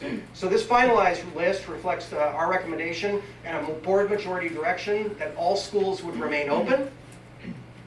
It also restores the assistant principal position at Hatch Elementary School because the programmatic needs and the larger enrollment of that campus, which is currently 550, not 700 like it was 15 years ago. And meanwhile, per our staff recommendation and a supporting board majority direction that I heard at the last board meeting, the staffing of community liaisons would be right-sized, and that's what we've done according to school site demographics and student needs, assuming that the board approves the other cuts. Previous recommendations of cuts of $950,000 at the elementary level goes to $560. That's now been reduced to $400. It's about 57% less for elementary schools than was previously initially offered, and the total savings for elementary is $400,000. This slide is about that middle ground to help keep Kings Mountain open. It's a controversial topic. It's one that's lived with this community for many years. Closure was reviewed as a potential source of budget savings. When I came to the district and I saw a list, people were saying, oh yeah, you'll save $500,000. Hogwash. You will never save $500,000 from closing a school.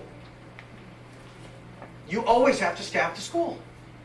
You always have teachers following the school. The truth of the matter is we could have saved $162,000. And so it was brought by the financial committee, this notion that it would be $500,000 in savings, but this is not real. I just want to put it out there. So we had to consider that it would not be an either-or solution, cutting or keeping it open, because we heard over and over again what happens to the potential lost students. If you close the school, you could actually lose more money than you thought you were going to be saving. So there was scrutiny and attention to the topic because of the expenses of staffing a school of about 50 students with 3 full-time teachers, and it felt unfair to some people in the community. And it's years of legacy. And so what I said, it could be argued that all the operational costs are comparable, and if you simply advocated instead for continued operation and you made it 24-1, then it would be more like your other schools and would feel more fair. And thus, on November 21st, the board unanimously supported the idea of splitting the difference and keeping the school open with the requirement it be staffed at the contractual 24-1 student-teacher ratio. We spoke about the triple bottom line. I've heard from my colleague in the audience that she disagrees with this and thinks the research is not scientific. But again, I went to Moonridge. I spoke with Moonridge families. We surveyed them. When people told me you only surveyed 50% of them, we followed back with the community liaison, and we surveyed all of them. And again, 71 of 83 surveyed who live at Moonridge would prefer a neighborhood school. We also provided a Samtrans bus map. So there could be busing, or Moonridge could provide busing. So this 89% is still about 89%, even after 11/18. The newest data that we've received this week shows it's still about 71 out of 83. If you math teachers out there can help me with the percentage on that. So we decided that in this room that we would continue to look at this, and I made a notion that it was triple bottom line. But even not seeing the triple bottom line, I still think it's unconscionable for the district to put Latino students, low socioeconomic students, on a bus for 20, 25, 30, sometimes 45 minutes a day from the furthest south in the district to the furthest north in the district. It is unconscionable to me. And I've said it before, I can't bear it. And the Moonridge folks agreed with me in great part. The few that said they would prefer to keep in their school, I think it's understandable. Their kids are in 4th and 5th grade. They want to stay with their cohorts, and they said, that's okay, we can drive. So this was what we said when we wanted to explore that. And I certainly will be exploring the other option too about Main Street, because I agree with the members who've spoken to this. If Main Street is a better option and if they want to enroll at Hatch, I think they should have the opportunity if we have the capacity there. So here's an overview of the revised list of potential cuts and other information. With 1.6 million, we were able to provide a smaller list. That went from 3.8 million to 2.6 million. We proposed restoring positions considered crucial to school district operations, including community liaisons and attendance clerks, because we heard so loudly and vociferously, and I agreed with it 100%, but I had to pass the list that was provided me. And we have fewer opportunities for further cuts and savings because now this is 2.6 million. This is what the county wants us to do, is provide $2.6 million in actionable cuts. We've provided organizational charts, job descriptions, position responsibilities, data on school demographics and configurations. We've also right-sized staffing arrangements according to school and student needs. And this finalized an abbreviated list of cuts for now, with what we know in the budget, provides us with budget reductions required to achieve the district fiscal solvency and restore CUSD to a positive budget certification, knock on wood, God willing, at the next MYP, and provides the board with an opportunity to take action tonight to achieve the cuts and savings required by the county while preserving the ability of staff and board to reevaluate and to restore these budget cuts should there be other funding sources identified in ongoing months ahead, which I continue to seek out and which I continue to hope and pray for. I hope Gavin Newsom stands up next month and says, you got more money coming, but I can't bank on that. When it does come, we will reassess this. And so staff request approval of a formal resolution that will be presented to the board to enact the process of $2.6 million in cuts. I want things to be very clear. I want people to remember this and to consider this. Everyone in the state is struggling with increasing pension contributions that California legislators imposed on us. So there may be more cuts required of us in the future. People don't want to hear this. People think, I heard my friend Sean Riordan here say it was a doom and gloom scenario. Have you? I'm not. 9% in the reserve. We're not in a debate here, and thank you very much. But I heard him say that, and I want to acknowledge that Sean said that. And Sean and I often debate, and he tells his truth, and I tell mine. Read the papers. Read the Legislative Analyst Office. Read what we're getting from the government. Read the silent recession by West Ed. Many districts, this is the fact, have reported that they have cut programs because of increased pension costs that we have to pay for employees. That's not the employee's fault. That's not the district's fault.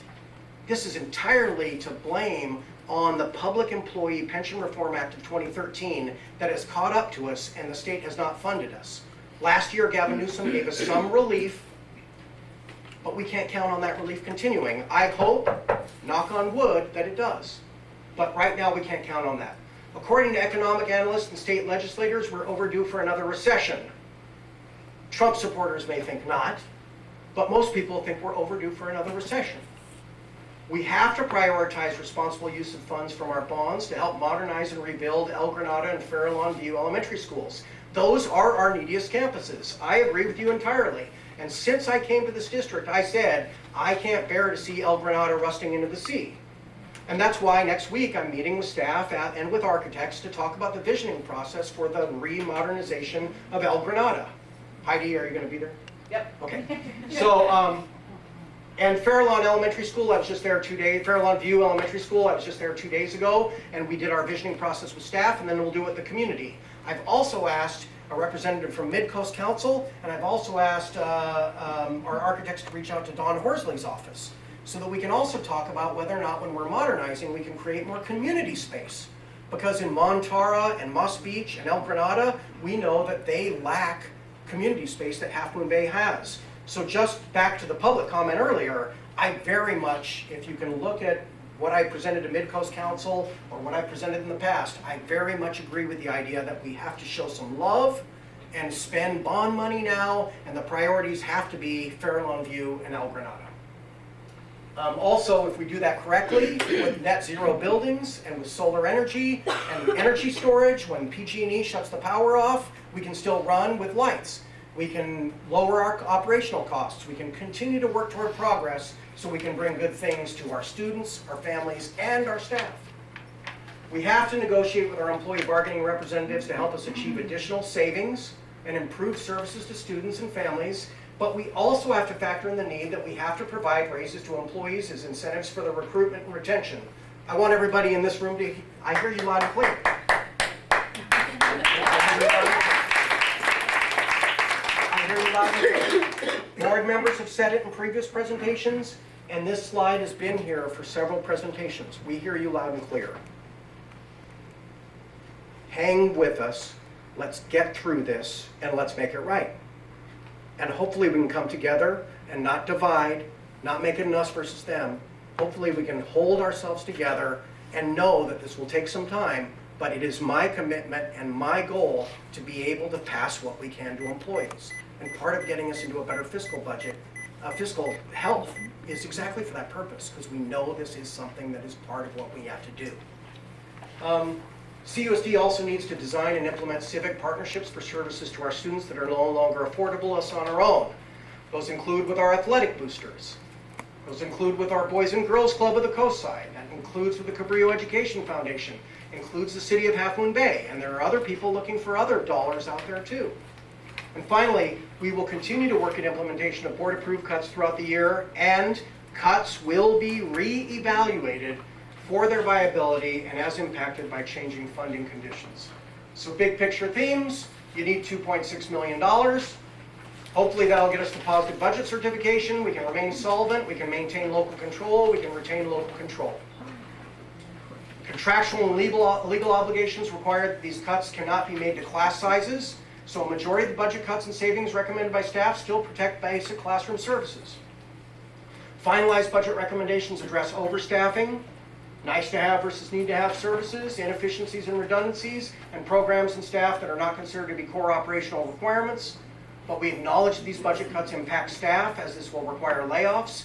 In a school district with over 80% of our expenses in staffing, wages, and benefits, budget cuts of this magnitude mean cuts, they mean layoffs. That hurts people. So we want to reassure that we will reevaluate and restore, and these new budget cuts are actionable. They are not actions. There's still work to do to make them actions so that we can achieve the $2.6 million and hopefully get to the place we need to be. And then there are the appendices, on and on and on, and I won't go through this. And that concludes my presentation, and I will take questions. Very good, thank you very much. Before we go to questions, I want to bring up our member of the public, Patrick Olson, to give us his comments. And then we'll go to discussion. I still get 3 minutes, right? Okay. I'm going to start my stopwatch, so I'll make 3 minutes. Okay, so I saw on there, and I'm aware that the broadcast director of broadcast stipend has been cut from our district, and I'm a little disappointed by it. I know this is a numbers game, so I'm going to read some numbers. On our district YouTube channel, in the last 4 years, we have 224,000 unique views. Unique represents someone watching from a different location. So if you watch at home and watch again at home and again at home, that's one. So we have a lot of people that come to our website.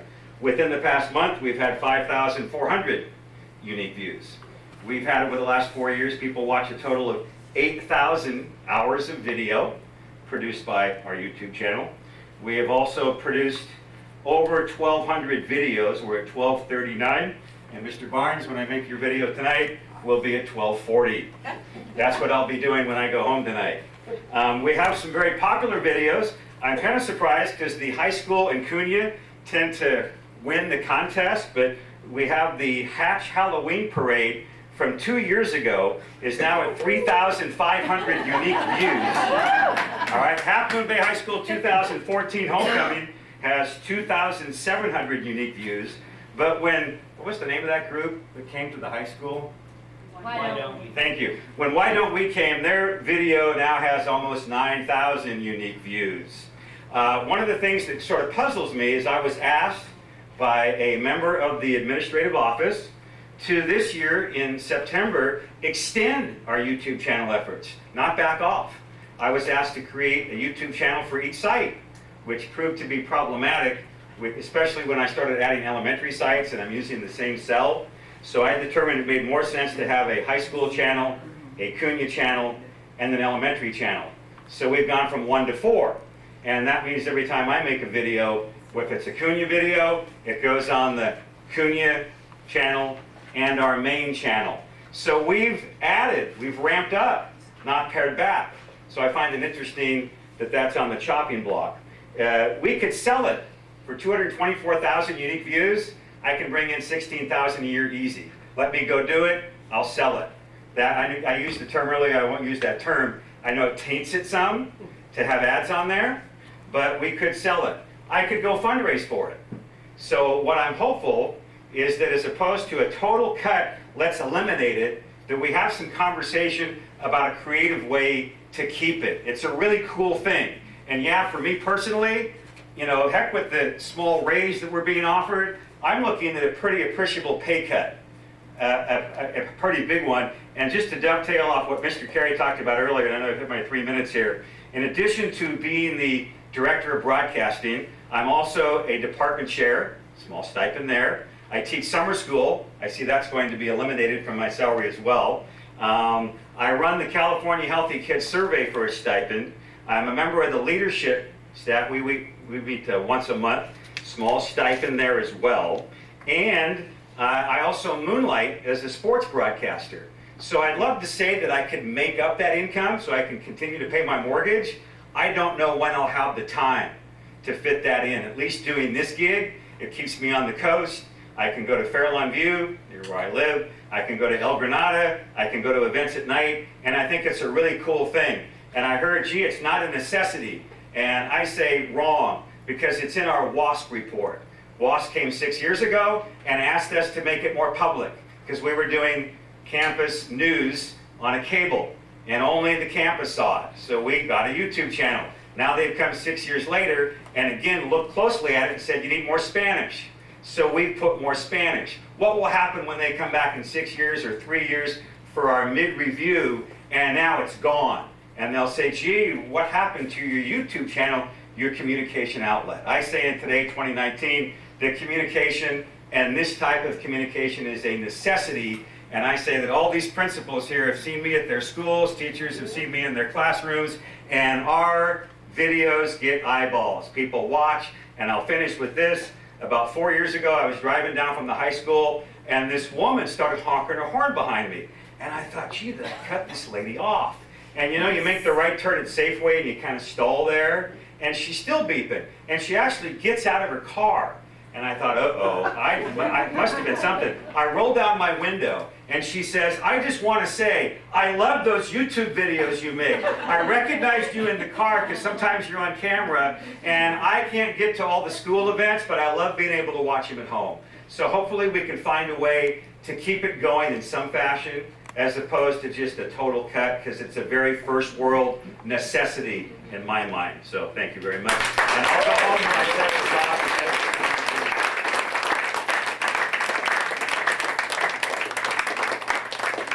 Thank you very much, Pat. Questions or comments from the board?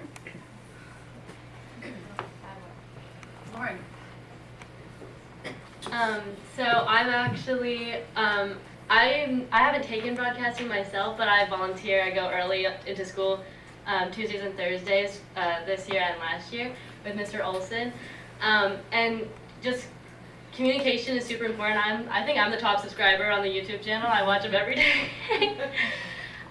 But also from a student's perspective, it's one of the closest classes we have to public speaking, like working on our public speaking skills, which I think is very beneficial and ties into leadership and just makes really well-rounded people. And I think it's an important class.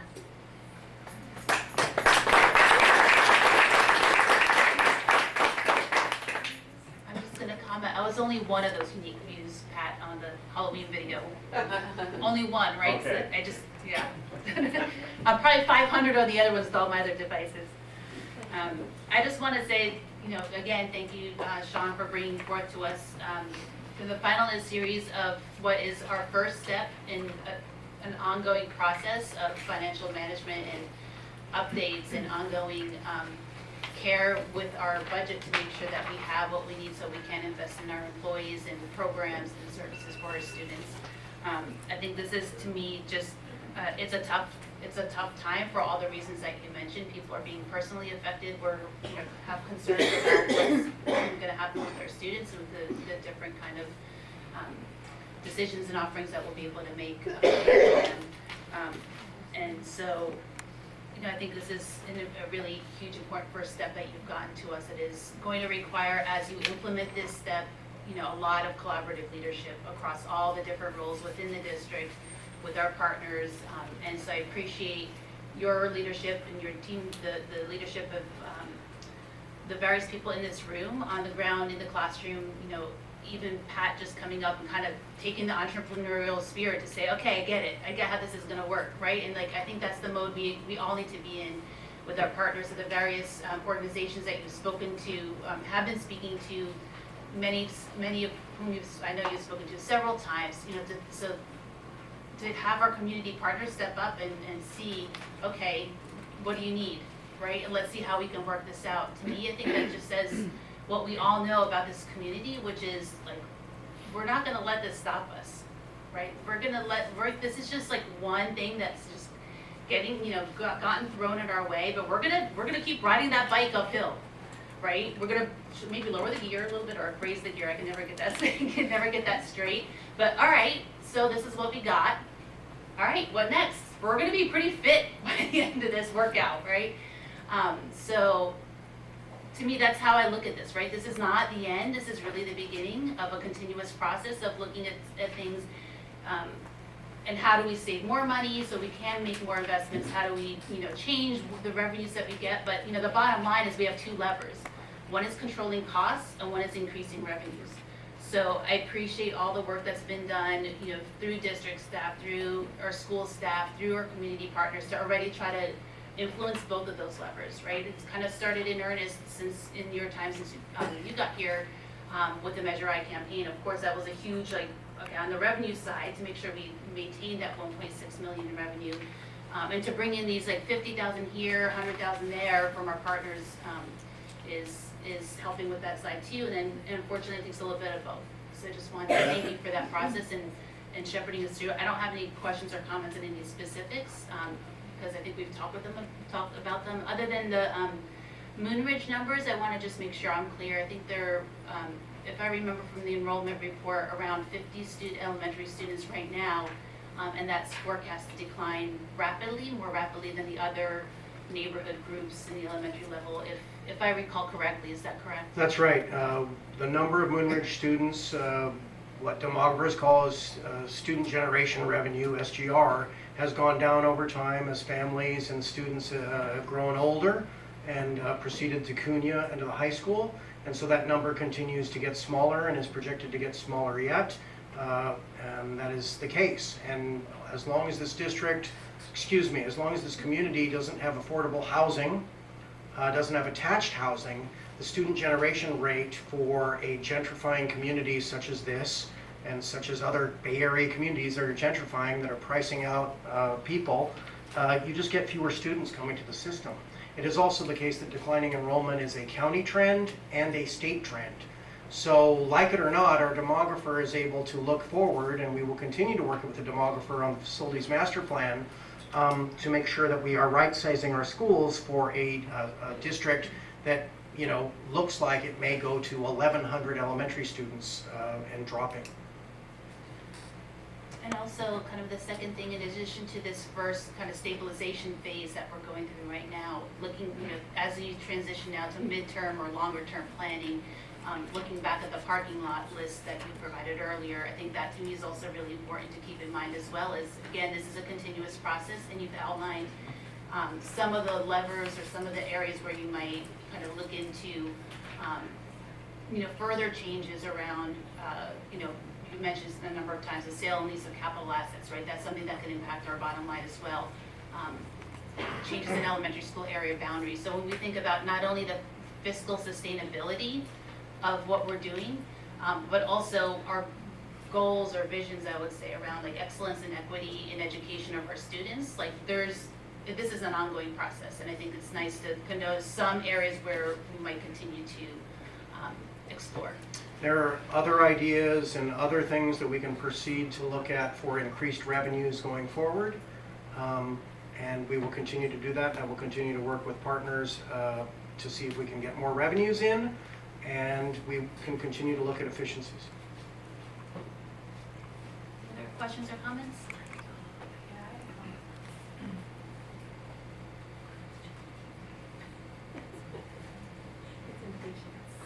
Do you want to use Holly's?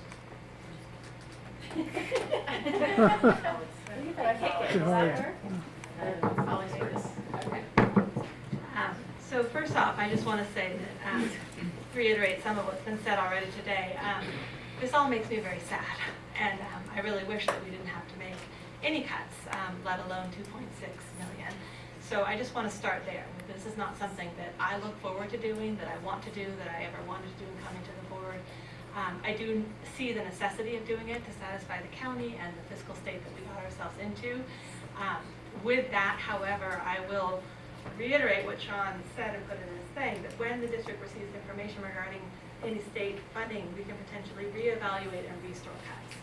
And I really want to reiterate that because we will get a new budget in January from the governor, and we will potentially get some new bills. And I really am hopeful that our state can realize that this is not our fault that we're in this situation. It's not our fault that we're 24th out of 27th in our teachers' salaries, because other districts in our county get way more money per student than we do. And that is not our fault. It's not your fault, it's not anyone out here's fault, and it's not the children's fault.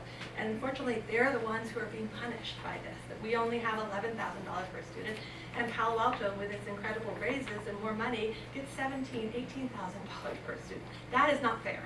So I will continue to work with our state representatives and also on any local partnerships that we can to also provide funding to bridge some of these areas if it has to just be for a little bit. I really do believe that we can increase the funding pie as we move forward, but unfortunately these cuts are necessary now. So I just want to make that comment that I move forward with that sad and heart over this issue. Thank you.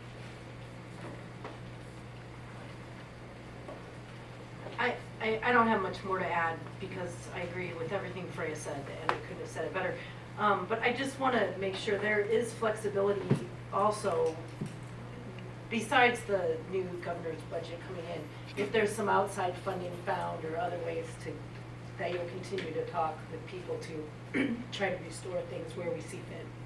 I am currently in discussion with other partners and agencies about how to fund some of these things that are listed as cuts. But the truth of the matter is we have a $2.6 million target, and we went through this process 2-3 times and heard from people, and we've gotten to this place, and we've run out of places to cut. Well, there are other places to cut, but this is where we've run out of. We're at 2.6. If we cut any more, we no longer meet the target. So yes, I'm in active conversations with other partners and with other ways of doing business that might be able to still provide services.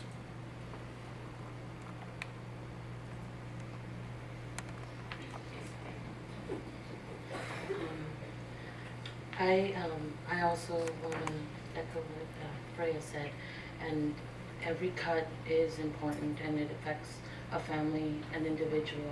It's not easy, and I didn't sign up for this, but I'm here and I'm gonna make the best decision based on my information. And I always welcome people to talk to me, to approach me.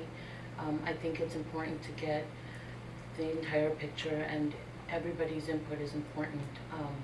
And I always appreciate when teachers reach out to me, when I meet with the CUTA and all those things. So I think if you ever feel the need to just let me see your point of view, I always appreciate that, because I think being informed is very important, especially when you're a board member. I do have the transportation. Basically, to start off with the transportation, I want to thank you for personally going and doing this and presenting it to those families, because not only is it important to take their input, but to inform them, because sometimes we tend to forget that what is basic knowledge to some of us is not so basic to others. And it's intimidating and it can be overwhelming.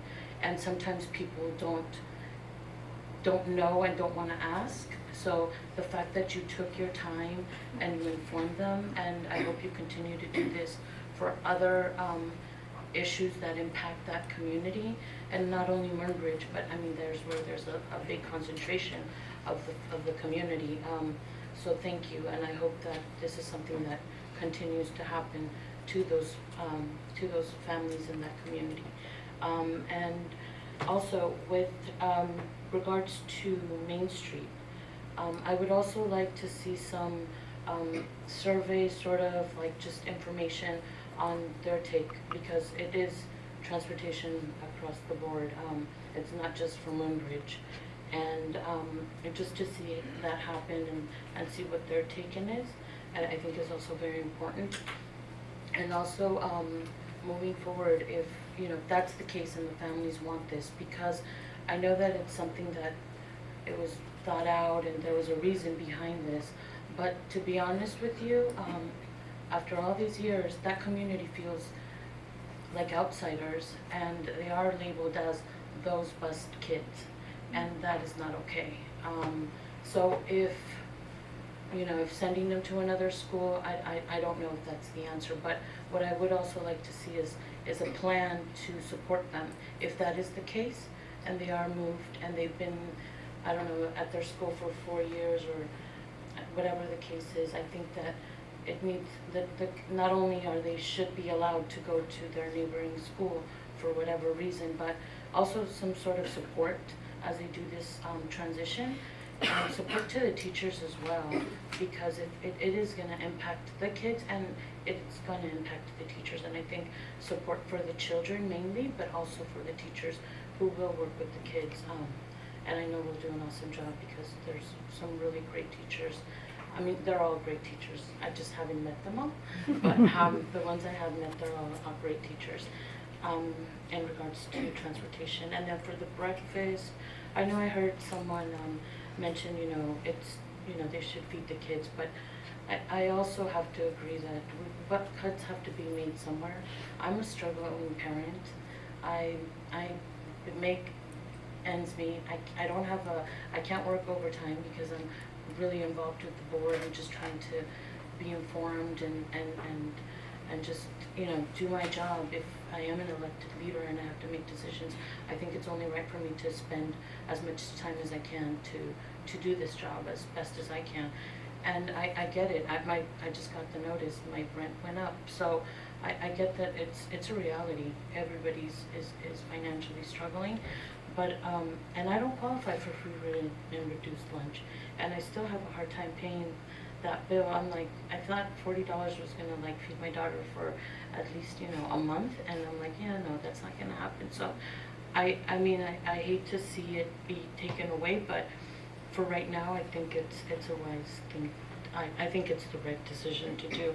And the community liaisons, a little concerned if, well, I guess my concern is for those 15 families who do decide to continue to stay at Hatch, and we don't have that community liaison. I do want the other community liaisons in some way, and I know Rosalba is going to work with them, because I also agree that it's important that they're not just another clerical staff, and some of them are doing an awesome job just helping out and being very proactive and engaging in the community. I mean, I see it firsthand at Hatch with Elizabeth, who's just always there. We're always at movie nights telling us to become involved. We do a great lunch for the teachers at Hatch around May. So I know she does an awesome job engaging that community. But if there are families that are left at Fairlawn View or El Granada, and there is, because of the low numbers, we can't justify to have another liaison, I hope that they are not forgotten, because they are not part of a school with a liaison, and that community outreach is very important. And so I want also for that to like be in the works as well. And I think and like Freya said, I underlined it as well. I think, you know, we are gonna continue to, make sure that funding is found and that, restore some cuts. For example, the dean at Cunha. I mean, I have to say that I was very amazed with the work that she does and the very little she has and the fact that she's in the classrooms and as she's trying to work with the kids who have fallen into these gaps and is trying to help them, more importantly, the English language learners. And even though I see here that the percentage of English language learners, the reality is that parents are actually not putting that their kids are English language learners, even though they are.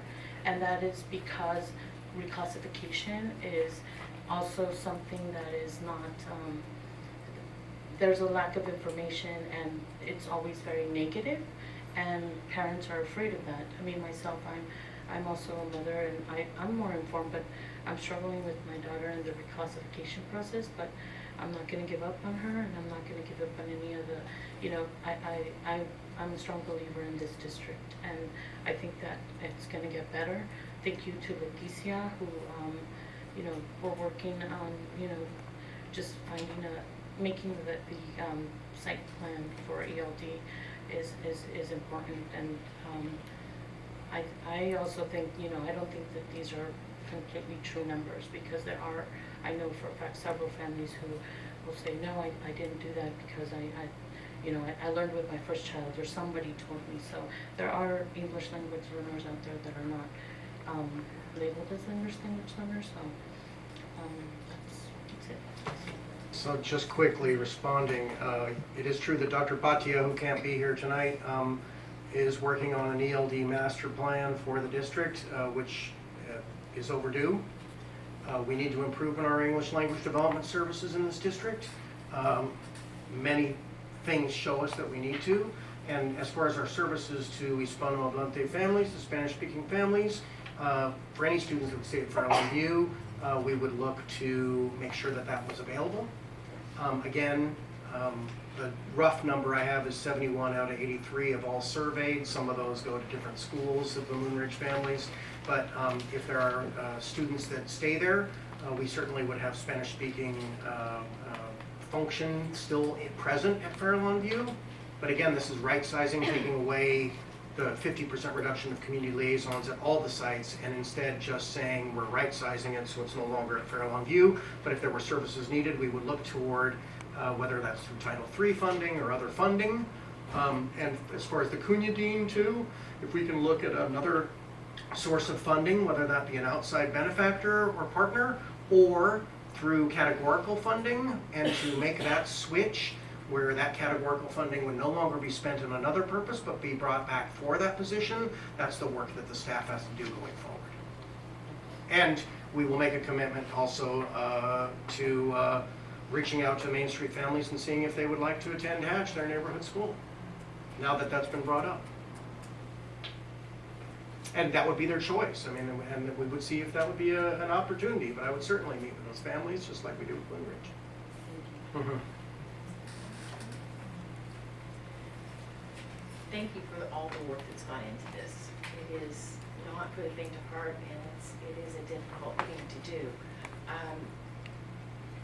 You and I had an opportunity to talk earlier today, and I realized that our scheduled meetings are very full with just the normal cadence of activities going forward into the spring, with the updated finances in March and year-end LCAP.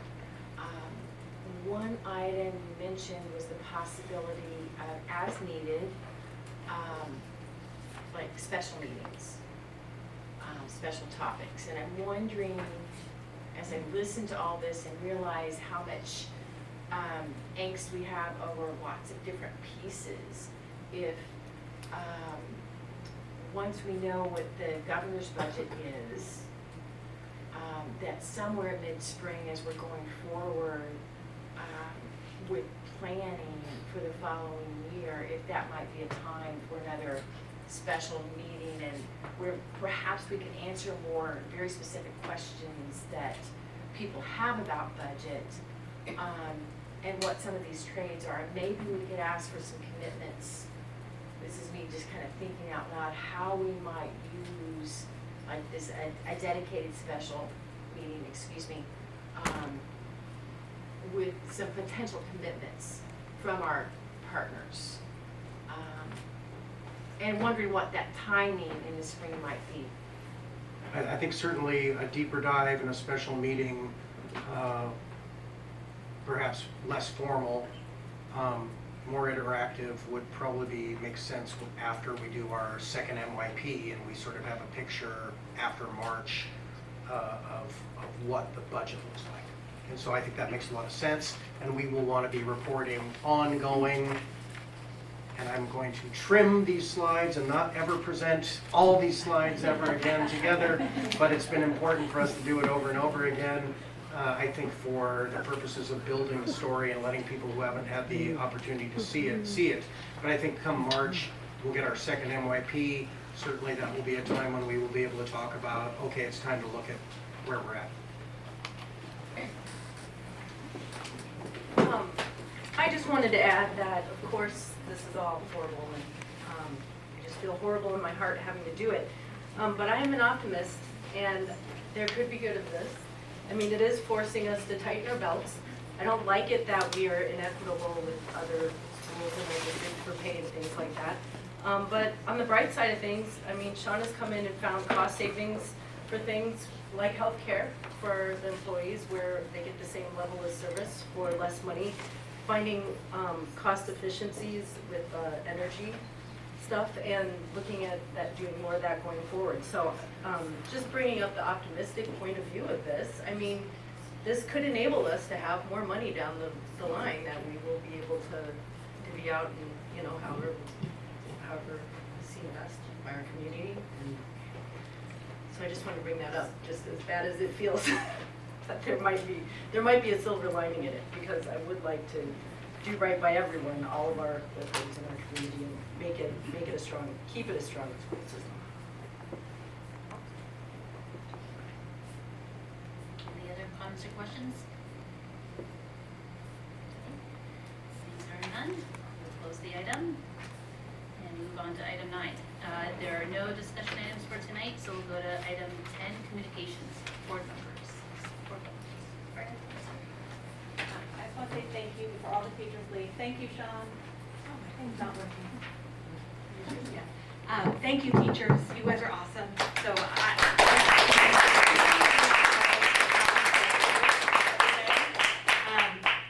I think as many of you know, I have 2 daughters in the school system. They're now both at the high school. They came up through elementary, middle, and high school, and they have had some amazing and incredible teachers. And I just want to say thank you from the bottom of my heart to all of you. And I want to let you know that I've heard you, and I agree that it's inequitable, and we will do what we can moving forward with what the state has given us. And I don't know how you do it every day. Just when those times volunteering in the classroom, like Brianna was saying, it's amazing. So I just want to start there with thank you very much. And the rest is what I said before. I will work as hard as I can to try and find alternative funding, push the state, do whatever we can to try and move us out of this situation. So that's all.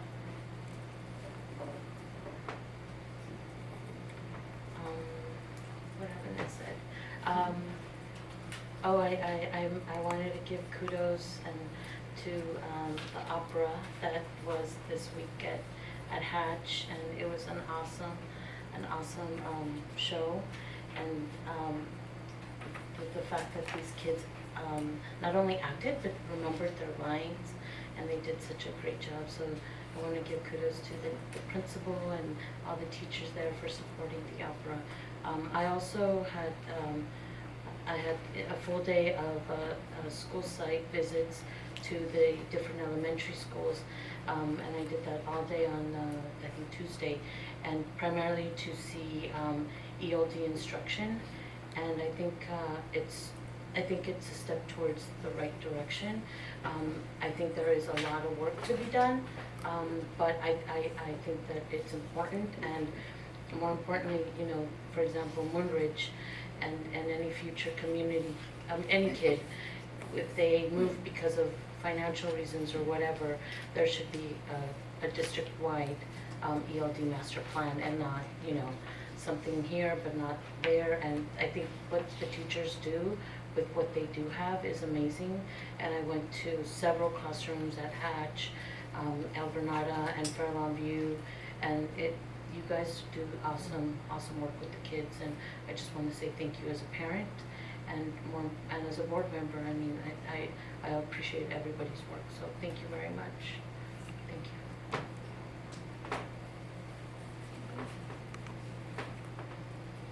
I will echo my appreciation for the teachers. I'm afraid the one teacher I wanted to call out has left the room, but as I hung Christmas ornaments on the tree and I realized how important it was to see my child's picture, both of my kids are young adults now, it's that memory of those experiences and traditions that are created by our teachers throughout our district. And I remember as a parent, when my children were at El Granada, you don't know what you don't know. You don't know yet what rich experiences your kids are gonna have at Cunha, what is gonna like turn on light bulbs for them.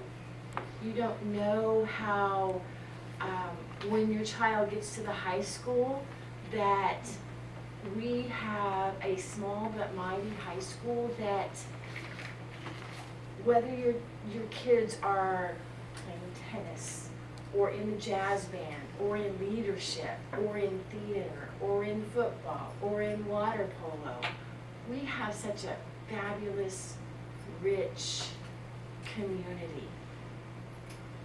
And it's such an honor to be an advocate for this district, even while we're going through these cuts, to know that our core values are to support that lifelong learning for our kids, and that we have a value of equity for all of our community. And so I'm looking forward to not only it's not about getting past the cuts, but being very mindful that as a board, there's a lot of brain power here, and I respect every single member that I serve with, knowing that we're an eclectic bunch, but when we come together to do strategic planning in the spring, that our goal is really to honor all of our children and to honor our teachers and to respect their expertise in the room. So that's my 2 cents, and hoping that everyone has a lovely holiday, and whoever is the recipient of that knitted stocking is going to be quite good.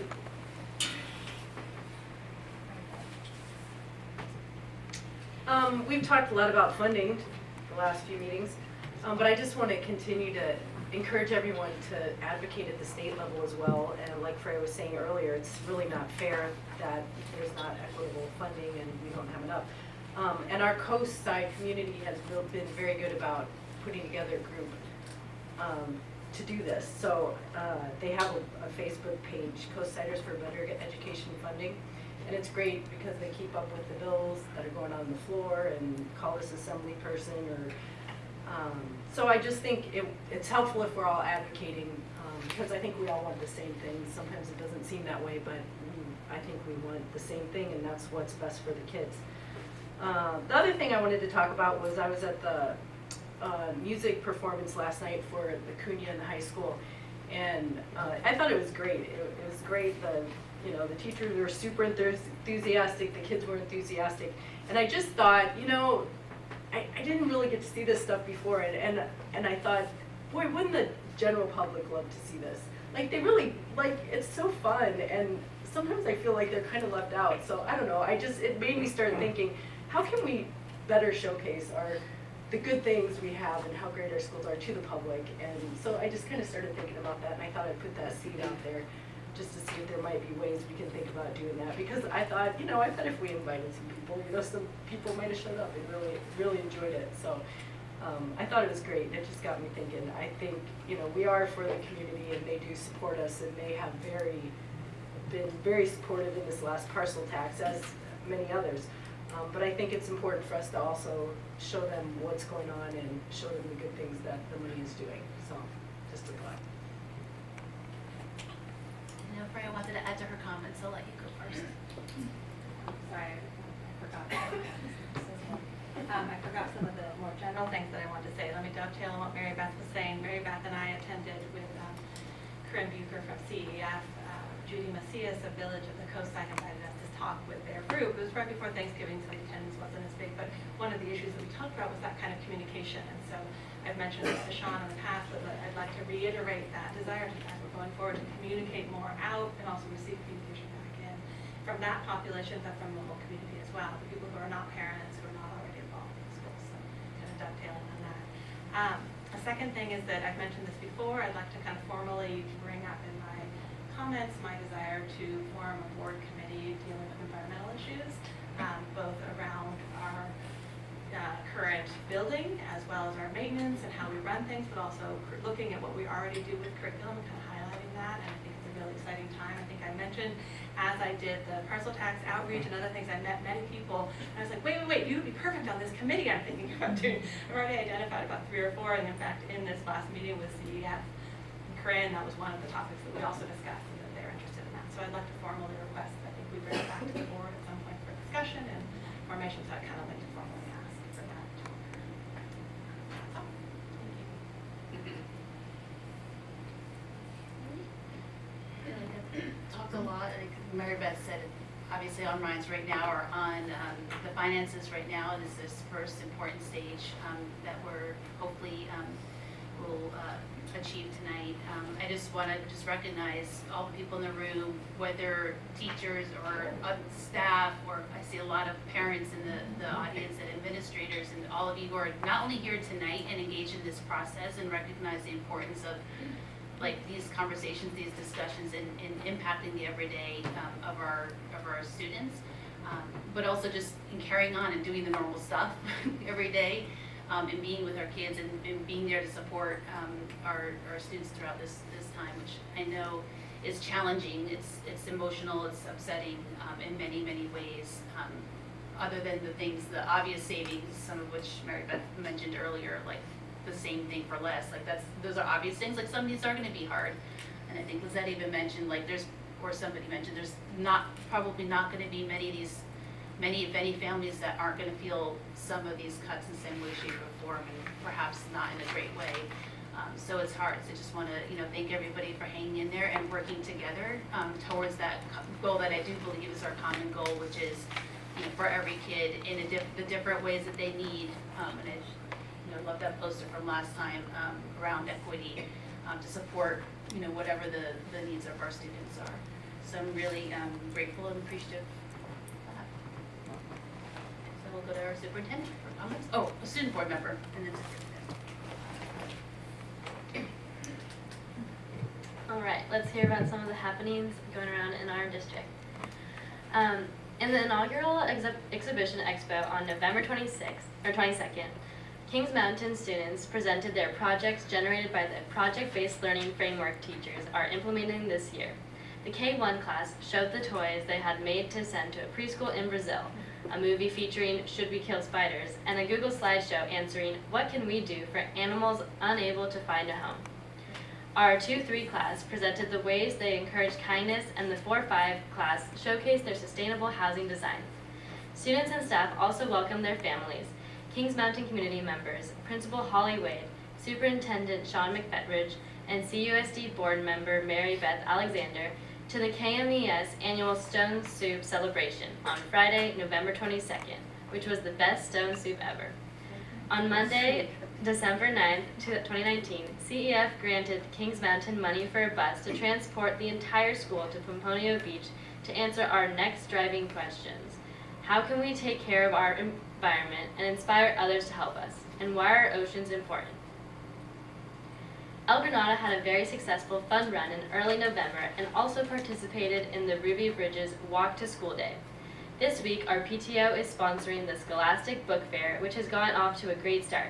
We have lots of students carrying new books and smiles. On Friday, our 5th graders will be hosting their annual Heritage Fair. Our students have created presentations about our ancestry and family history to share with our families and our younger students.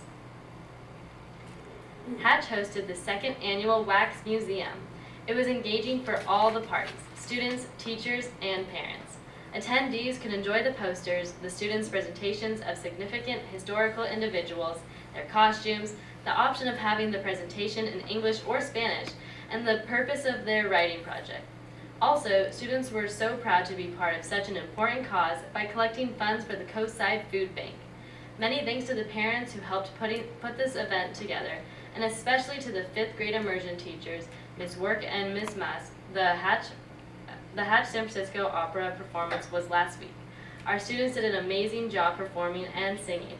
Thank you to Mrs. Nicholson for her time in having students rehearsing and getting them ready for the performance. The Hatch Kindness Campaign was launched last Monday.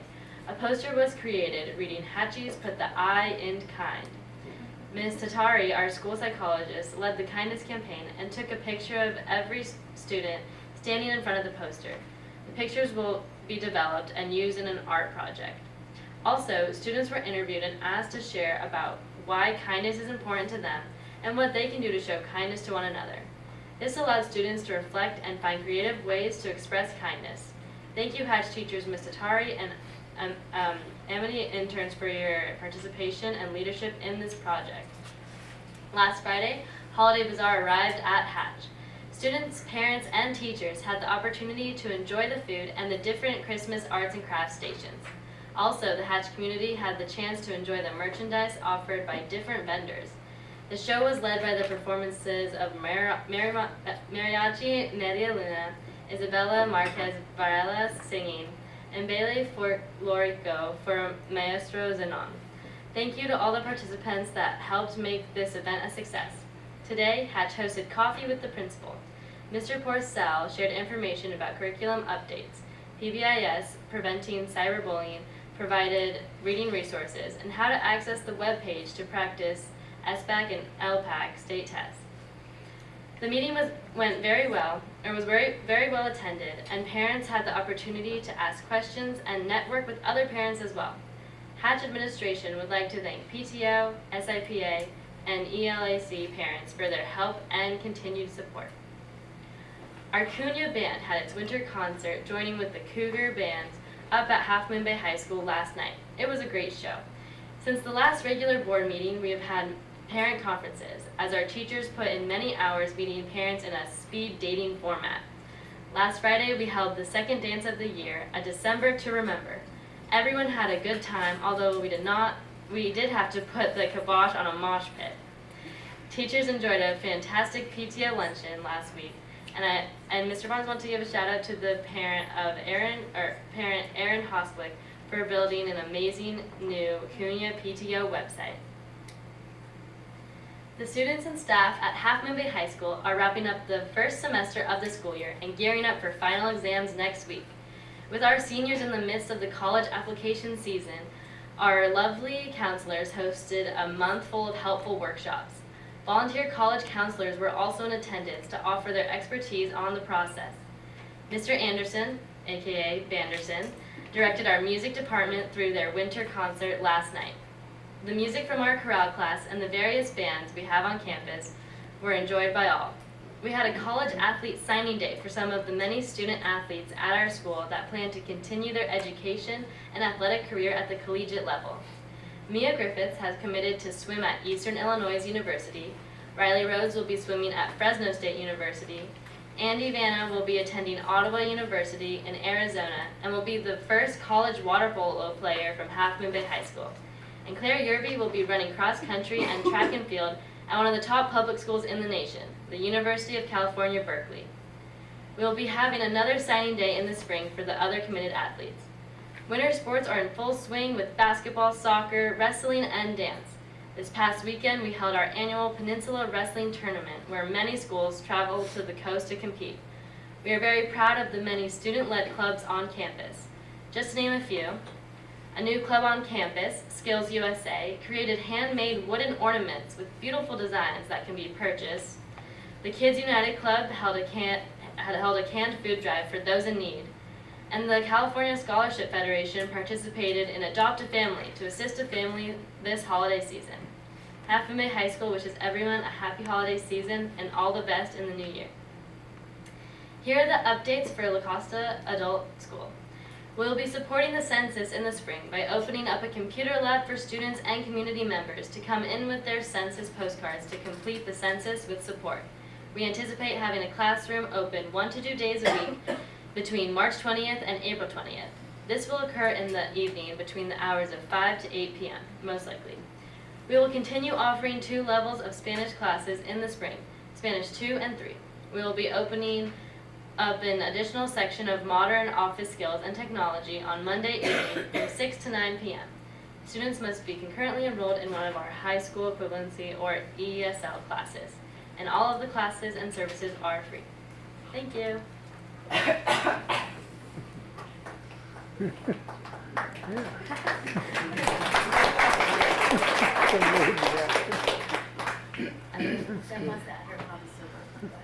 don't know if it's a comment or a statement, but I don't know if I've asked this. I'd also like to see a report on our preschool, Los Listos, and on Pilarcitos. Have they reached out to you? Yeah, I have an email with all of them, and then sometimes I don't hear a report back from the school, but hopefully next time. Thank you. This is the last board meeting of 2019, and so as we all head into a well-deserved holiday break, I want to thank the community for being as collaborative as they have been through very difficult times. These have been challenging few months in the past. Coming to this point, it will be a challenging few months and few years ahead. It will not be easy going forward, but because of the collaborative nature of the coast side, I think we can do it. I think you are an extremely resilient community, and I really want to thank the board for listening to the community, and I want to thank the community for advocating for their interests to the board. I was very heartened to hear Lauren talk about a couple events that I attended that just were heartwarming. The Wax Museum last night was, phenomenal. The Stone Soup at Kings Mountain was phenomenal. Continent Day at Farallon View, I don't know if we mentioned that, but it was just really kind of crazy good. You forgot Farallon View altogether. Thank you. Sorry.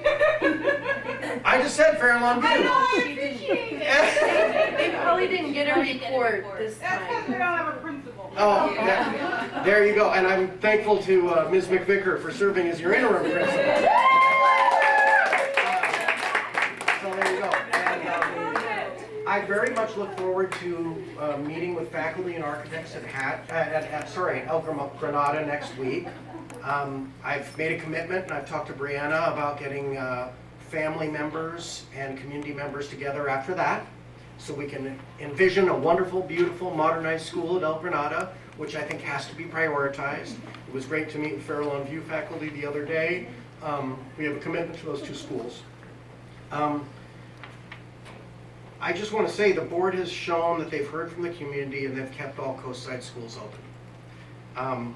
I know that staff going forward will reconsider and reevaluate the budget cuts that will impact us. Whether it's Half Moon Bay High School or Cunha Intermediate School, Pilarcitos, Los Listos, we have really a lot of big plans going forward to improve early childhood education, to improve our services to our special education students. There was a great professional development today and yesterday that brought people from Oregon to attend for Esperanza, particularly for trying to help students with reading difficulties in Spanish. And I thank you, Dr. Wade, for that. I want to thank Jesus Contreras for joining the team. This is a very challenging time for a new chief business officer in a district.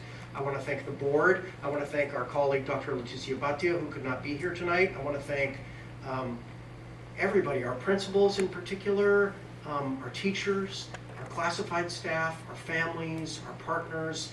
I meet with a lot of people. There are a lot of good people in this community in numerous towns, from Montara to Moss Beach to Miramar to Princeton by the Sea to El Granada to Woodside to Half Moon Bay. Did I forget anybody? Really? Yeah, San Gregorio! I gotta get over there sometime, Amber. There's like 10 of us. All right. Bring me up. So, it really, I keep telling people that last night I was at the Wax Museum at Hatch and a parent came up to me and said, Sean, how are you doing? And the day before, someone from a partnering organization, an executive director came up to me and said, how are you doing? I said, I'm fine. And they said, no, really, how are you doing? This is an extremely warm place to be. I think you really have a lot of great things going, and this is a great place to work. We need to make it a better place to work. We need to make it a better place to learn, but it's a great place. I'm grateful to serve here. I'm grateful to the community. I'm grateful to the people. I'm particularly grateful to my colleague, Rosie Acosta. I'm just so grateful to everybody here, and thank you, and please, I wish everybody a happy holiday, despite all the tough decisions we have to make going forward, but we do it knowing that we will get better. We will keep getting better. Let's keep talking. Thank you. Thank you very much, Sean. Okay, that brings us to item 11, consent items. Do we have a motion to approve? So moved. Second? All in favor, please say aye. Aye. What's that? I'm sorry, motion to approve, please say aye. Aye. Okay, passes 5 plus 1 to 0. And we will likely proceed past, or we may proceed past 10 o'clock. I'm going to rally to come in under that deadline. But in the event that we are looking to proceed past 10 o'clock, we would need a action from the board to do so. Do we have a motion in that regard? Do we have a second? Second. All in favor, please say aye. Aye. Passes 5 plus 1 to 0. Okay, so item 12, action items. 12A, approval of first interim financial report for fiscal year 2019 to 2020.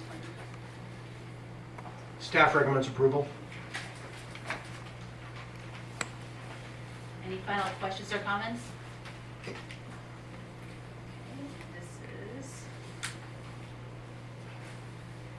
Seeing there are no questions or comments, we have a motion to approve.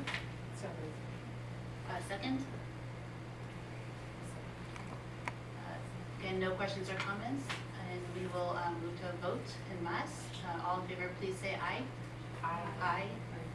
Passes 5 plus 1 to 0. So item 12B, adoption of resolution number 3019 approving Cabrillo Unified School District spending cuts and budget savings in accordance with the requirement of the San Mateo County Office of Education to demonstrate cost efficiencies and savings for fiscal solvency.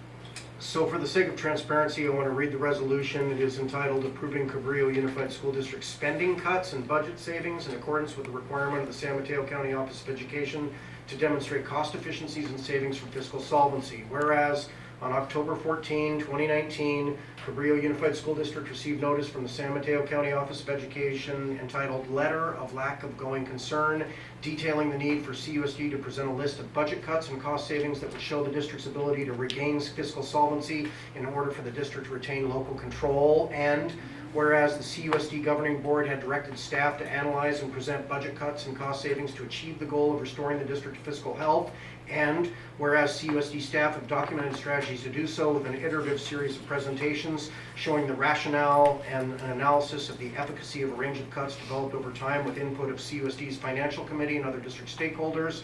And whereas these presentations resulted in an abbreviated set of spending efficiencies that brought a level of budget cuts of approximately $3.9 million presented at the CUSD Governing Board meeting on November 7, 2019, to a series of reduced budget cuts and savings recommendations of approximately $2.9 million presented to the CUSD Governing Board on November 21st, 2019, as a result of the apparent success of the Measure I parcel tax, representing approximately $1.6 million to be retained for CUSD budget relief ongoing. And whereas CUSD staff have followed the direction of the CUSD Governing Board to keep all CUSD schools open, maintain crucial services while right-sizing spending to student need, and still recommend a range of budget cuts and savings required by the San Mateo County Office of Education to restore district fiscal health, avoid district takeover, and preserve local control. And whereas CUSD staff have now presented on December 12, 2019, a finalized list of $2.6 million in budget cuts and cost savings to help the district achieve a stated goal of the Governing Board to save district operational costs to contribute to a restoration of fiscal security, while also allowing for funds to exist for contributions to employee wage increases ongoing.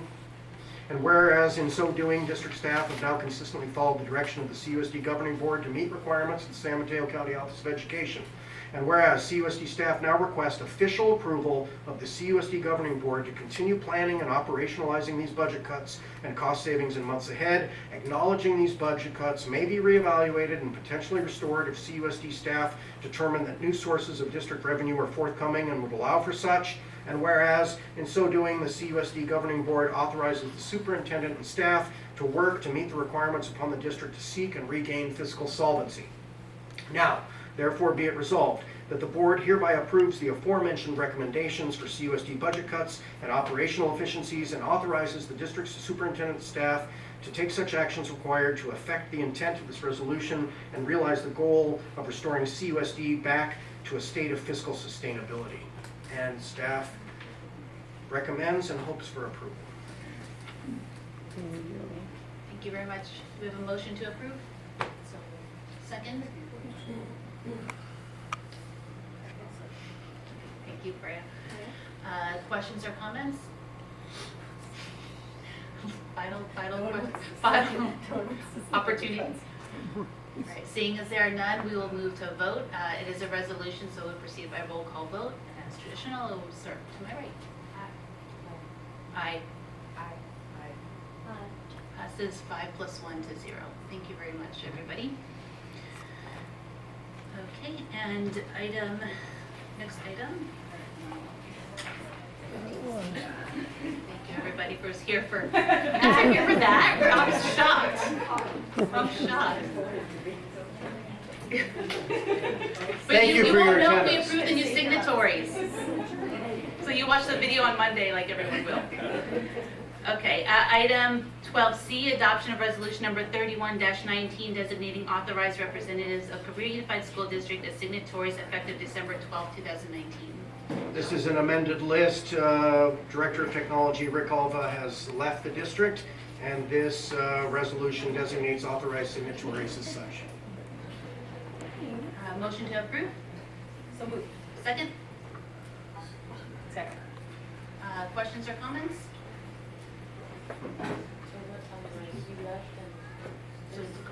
We're taking him off the signatory list. Any other final questions or comments? Okay, then we'll also resolution, so proceed to roll call vote. Right? Aye. Passes 5 + 1 to 0. Thank you. And item 12D, approval of developer fees report fiscal year 2018 to 2019. And this is pro forma. This is something the board has to approve every year at this time, and staff recommend approval. Any motion to approve? So moved. Second? Second. Questions or comments? It just outlines the fees we get from developers as people come in to make developments in the community, and we get money. And so we like that. Yes, we can only use it for particular purposes, exactly. Thank you for making that distinction. We can't use it for operational costs and raises, et cetera, yes. Sadly. Oh, yeah, that would be nice. But, yeah. And how much is this? Around 100K? We had, this year we had a revenue of $221,000, $72.76 for this year. It can be used for our facilities for construction. So build, build, build. All right. Maybe not. Up to 1.2 million. That may not Up be. to 1.2 million. And then that fund runs out. Any other questions or comments? Okay, if not, we'll proceed to a vote on mass. All in favor, please say aye. Aye. Passes 5 + 1 to 0. All right. So item number 13, governing board reorganization. So it's traditional during this time that we reorganize our board. So what we'll do in this process, just to give everybody a heads up, is I'll walk through item 13A, and then once we have made the elections, I will pass the baton to the newly elected president to take items 13B and on. Just a little quick heads up. And just to explain this is a board bylaw 9100. The governing board at this time has to hold an annual organizational meeting, and the board elects a president, a vice president, and or clerk from its members. They appoint a secretary of the board, that's typically me, and authorize signatures, which we just did. And the bylaw says the action that will be taken is a motion and a second and a roll call vote to elect first a president, then a vice president, then a clerk of the governing board, and then to appoint the secretary to the governing board, which also requires a motion and a second and then a vote en masse. And then that authorizes you all as signatories also, excuse me, and that requires a motion and a second and a vote en masse. And then to designate a board spokesperson, that is maybe considered en masse with one motion, a second vote en masse. And I do want to remind people also that the board bylaws state that the board each year shall elect one of its members to be clerk, and this member shall be one who has previously not served in office, unless all board's members have previously served in office. And after serving 1 year as clerk, the member shall serve the next year as vice president. So where there is a rotation of members and includes members who have not served previously. Thank you. We have a motion to approve? So I guess, is that right? I guess, although we're taking each of these one by one, but I guess I'll do the motion to approve second and then the conversation and then do the votes Yeah. that way. Okay, that makes sense. That's exactly right. So we'll do motions for each one of these two. Oh, got it. Okay, requires motion, second roll, okay. All right, so then we will proceed to the first one, which is the president, which requires a motion and second and roll call vote. So I'll just call it out again. Do we have a motion for, to nominate a president? I would like to nominate Kim Hines to be board president for the 2020 year. And then we can look for a second for that nomination. And now we go to roll call vote. So we'll start from my right. Aye. Aye. Aye. Okay, passes 5 + 1 to 0. Okay, I think I got this. Good thing she said aye. Yeah. Because it is aye. You can decline it. That, it is true, one can decline, but it didn't sound like that happened. All right, so we got one. Now, we're basically going to do the same thing a couple more times. Okay. So for vice president, requires a motion, second, and roll call vote, so same thing. Do we have a nomination for vice president? I nominate Rosette Cortez as vice president for the 2020 year. Do we have a second? And all in favor, oh, well, no, sorry, want to do roll call vote? Wait, what is this name?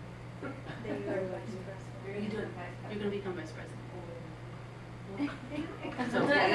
We'll walk you through it. Not the words, I yeah. want to know what I'm signing up for. Basically what Kim's been, You come to me what Kim's when been Kim's doing. not here. Okay. Yeah. And then you have the option to be president. Sorry, I'm new. Yeah. It's what I Back do this up. last. You're going to be great. You can do it. You can do it. Yeah. You can do it. Just say aye. Aye. Passes 5 plus 1 to 0. You threw me off there. All right, next, clerk of the governing board. Same process, motion, second, and roll call vote. I nominate Mary Beth, right? There you go, there you go. Okay. So we need a second? I second. Okay, second. All in, oh, I'm sorry. That's a habit. Roll call vote, starting with Freya, please, on my right. Aye. Aye. Aye. Passes 5 plus 1 to 0. Okay. Okay, so next, on this topic, we will appoint a secretary to the governing board. Again, historically, traditionally, that's been the superintendent with the support of his staff. So same process here, requires a motion, second, and vote en masse. So do we have a motion or nomination? So moved. Do you have a second? Second. We'll do roll call vote. Oh, no, I'm sorry, vote en masse this time. So all in favor, please say aye. Aye. Aye. Passes 5 plus 1 to 0. Okay. So next, to authorize the president, vice president, clerk to the governing board, and or secretary as signatories for the governing board. So this is, requires a motion and a second and a vote en masse. So do we have a motion to approve? Okay. Basically, you can set, you set for stuff as in those rules. Oh, I'm sorry, so. Okay, I just lost track. Oh, okay, got it. So again, to just clarify, this one is basically saying, as a board, we authorize the individuals in those roles to sign on behalf of the board in those roles. It's basically signatory approval. Do we have a motion to approve? Do we have a second? Second. And all in favor, please say aye. Aye. 5 plus 1 to 0. Okay. To designate the board's spokesperson, this may be considered en masse with one motion, second, and a vote en masse. So again, historically, this has been the board president playing this role. So again, motion or nomination? I have a question. Does it have to be the president? It doesn't have to be. That's just been tradition. I don't know, I don't recall if it's in our bylaws that yeah, I think it's pretty soft in the bylaws. I think it says typically something like that. I don't think it's a hard and fast rule that the rest of them be here. It goes with It fits with the role.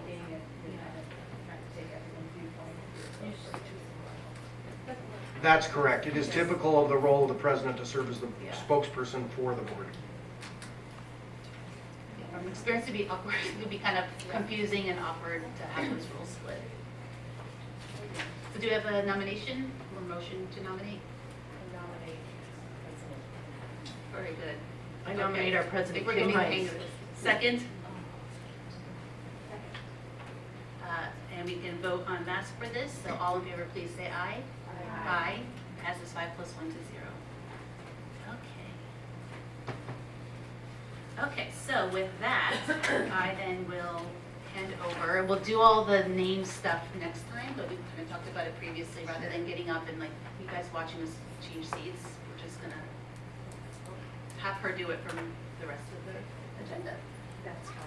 I would like to take this moment to congratulate and thank this board, and particularly for outgoing board president Sophia Lane, incoming board president Kim Hines, incoming vice president Lizette Cortez, incoming clerk Mary Beth Alexander, and our new members of the board, Freya McCammett and Sophia Lane, in their new roles. So thank you to this board, and please join me in applauding and congratulating the board.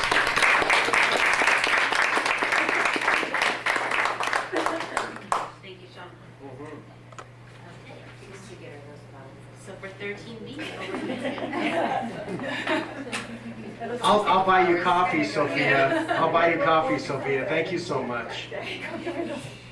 So our next item on the agenda is approval of the 2020. Fail. I failed. Approval of the 2020 schedule of the regular governing board meeting. Do we, okay, But what about conflicts? Do we talk Proceed to about that? motion to approve, second, and then. Okay, proceed to motion, do we have a motion to approve? So moved. Second. So conversation now. I have a definitive, well, pretty definitive, I think I'm out of town, on June 25th, our last meeting, before summer. And I'm wondering if we might not, so we had 2 meetings scheduled in June, if we might pull that up between the presently scheduled May and June meetings. Well, we have to have a second in June to approve the budget before the end of June. I don't know if we can, staff-wise, if we can do it sooner. Does it have to be a certain amount of time before we get the hearing? Like, the June 11th is the hearing. That's correct. Could we do hearing up to the 28th? I don't know what the regulations are. June 28th would be a Sunday. I'm sorry, May 28th. May 28th. A week earlier, and then the 25th moved to the Okay. hearing. I have a conflict. You have a conflict then, okay. Is there another, does anyone else have another, is there another date? Or if we did it on Well, real quick, just June to- 18th? Sean, do you know if there's any requirements in terms of when we have to do them in distance apart, or is it, I know it has to all be done by the end of June. So do we have any, is there any requirements that we're trying to satisfy in that? And then, so that's the first, like the legal requirement. The second is staff timing. Do you have any sense of, I know you weren't here last year at this Right. time, so it might be a little bit more answer, but. Yeah, typically you're going to have 2 meetings in June because of approval of LCAP. You also have approval of single plans of school achievement, SIPSs, Can we and the do 2 budget. weeks back to back? If we did it the 11th and the 18th? I Is there a don't- rule about how long we have to have in between them? I guess that's the question. 2 weeks just gives me the perfect time to get everything ready. We do it back to back. Right, so that's staff timing, that's too difficult. So is it possible to do the first June meeting a little earlier and then do it 2 weeks later? Or is that get in the middle of graduation? The problem with the Thursday on the June 4th is graduation it's on the graduation. Unless we picked another night that week. Potentially, we could do on Monday the 1st and the 18th, to get 2 in, 2 weeks apart. Or the 1st or 2nd, either one.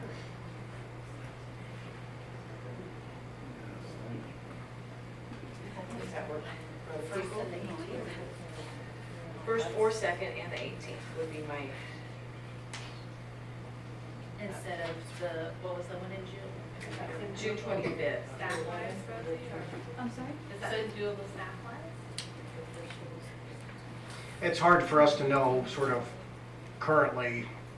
Well, we could change them to the 1st and the 18th, and if something came up as we got closer, we can always move them back. So the 28th, isn't you cannot do it? The 20, you guys go ahead and ask. no, 28th of May. And That's Memorial okay. Day is Freya 25th. has, Uh-huh. so we could do The first or the second? first or second. What is a It's- second, is a Tuesday better than a Monday, John? Maybe Probably. Tuesday, Monday, yeah. Okay, what if we potentially did the 2nd and the 18th? Does that, do you guys think that that would work with your schedules? Fine. For Oh, I June. mean, And that way we're a little closer to doing it after school is out, because getting into the middle of summer then. and just to check, with the district staff, the graduations are the 4th this year? Graduations are 1, 6, 3rd, and the 4th. There's, yeah, And then I'm Cunya's just on the concerned 3rd. about being the last week of school. I mean, this year's been like. A little bit, yeah. Is it too early to make it the week before, the week of the 25th? Of May? Yeah. Oh, I'm sorry, but the 25th is Memorial Day. Right. Yeah. 26th or 26th would be hard, the day after the holiday, it's just the 27th. I'm just thinking to space it as an alternative, just if that makes it easier for district staff to not have it. I mean, It's still a a full week. 2, oh, you're right, we got, it's 2 weeks and 2 days between the 2nd and the 18th. Staff will work around it. Do you have a preference for June 2nd or the 20? May 27th is clear on my calendar, but, you know, I serve at the pleasure of the board. Yeah, May 27th could work on a Wednesday. It is slightly irregular that it's not a Thursday, but once we propose it, it's regular. So May 27th could be a replacement, and you could do May 27th and June 11th, and we would just try to move up our LCAP and SIPSAs at that time. And when is the May meeting? I'm sorry, my computer ran out of battery. May 14 is the other meeting. So that's not two, that's like 2 weeks apart from that one. Okay, so what I'm hearing is people saying May 14 continue, May 27 to replace the June 25. Yes, that's what I heard too. And then keep June 11th. Or June, I thought it was June 18th. No, 27 Or to June, 18. or the 18th. Ah, okay. So then the June meeting's June 18th? Or the 11th. Is that too tight though, May 27th to June Maybe 11th? That's the 18th. still 2 weeks. That's 2 weeks.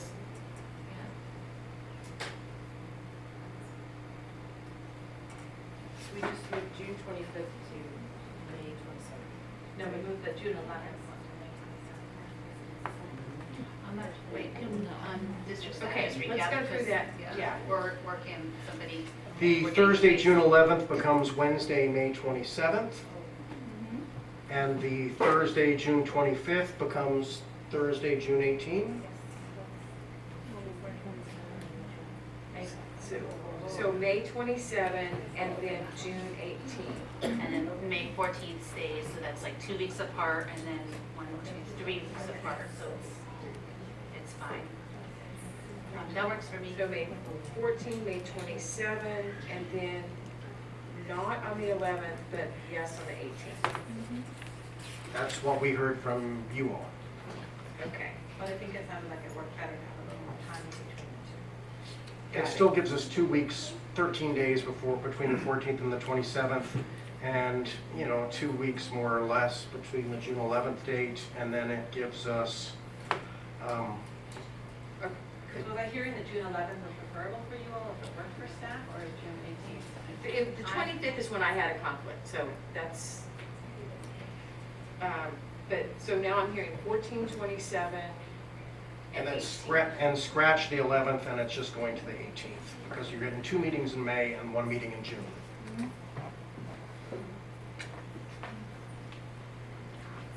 So again, I will repeat, Thursday, May 14, Wednesday, May 27, Thursday, June 18. And do we need to make that pending any kind of confirmation with schedules for LCAP and or financial planning things? I don't know, like how, again, how rigid those submission It's been getting deadlines are. closer. We I can- believe that it aligns well, Okay, and Superintendent said we'll align to it. okay, and just We'll let us work know, with it. yeah, let us know if any changes need to be made. Well, everything can be changed if we need to come back to the board and ask you for an amendment. Yeah. Right. Sounds good. So all in favor of the schedule as proposed and amended? Do you have questions? Yeah, the December doesn't, December, okay, let's look. I will be in, and this is I skipped this year, but I usually go to Mexico City, because December 12th is our Mother of Guadalupe, which is Okay. today, so I need to go. I missed it this year, but I will be going next Okay. year. So anytime after that, December 12th, I'm available. Are you, so is the 3rd an option as well? Yeah, the before? Uh-huh. Oh, the problem we have with the December meeting is because it's an organizational meeting. What does that mean? That's when we do what we do tonight. But can we do it the week before or after? There is a particular timing of a particular 15 days. Hold on. Well, I mean, or if we left it that day, could we? It is during non-election years. Next Which year's an election. next year is an election year. Yeah. Then it is within the 15-day period beginning from the date upon which a board member elected at that election takes office. So it's 15 days after election. We could still do the 17th, because they take office a month, when it starts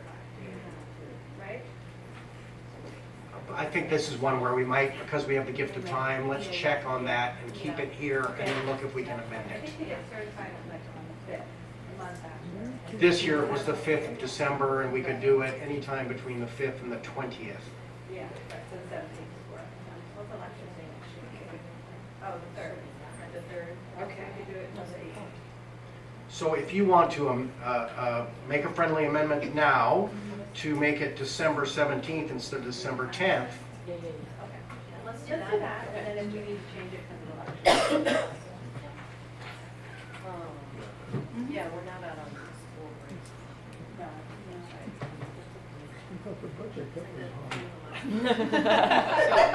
change The December 10th to the 17th. yes.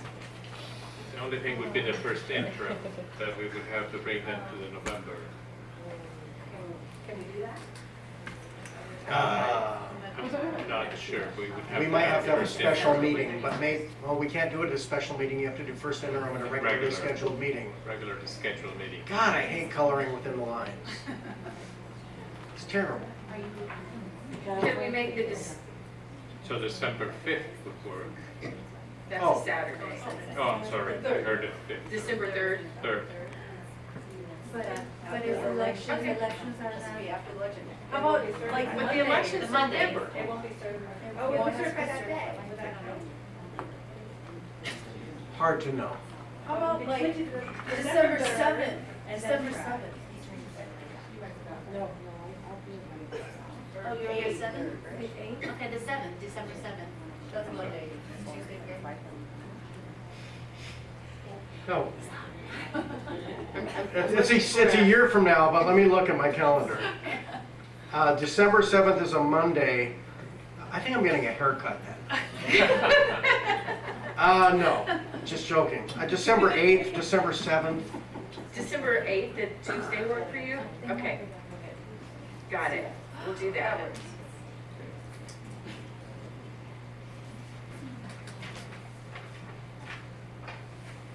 Okay. So, all in favor of approving the schedule as amended? Please say aye. Aye. It passes 5+1 to 0. Didn't anybody take a motion to approve the amended? That's what I thought I just did. That was your first, but you needed a second. She actually, Oh, we need a motion to A approve motion to as approve the amended. amendment. Okay. you got you We had a moved. motion for the first one. Okay. Do we have a motion to approve the amended calendar? Yes, so moved. And a second? All in favor, say aye. The motion passes 5+1 to 0. Nice. Kick this, yeah, It's good. okay. It's good.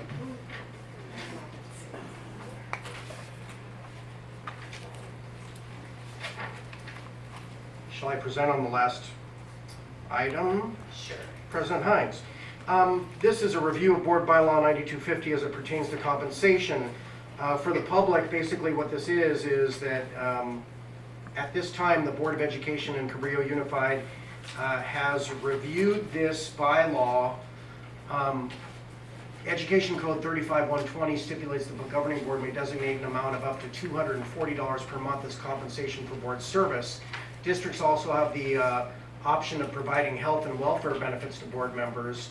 The governing board of the Cabrillo Unified School District has historically elected to forego and not take the compensation for board service, and that's resulted in a savings of up to $14,400 for the district.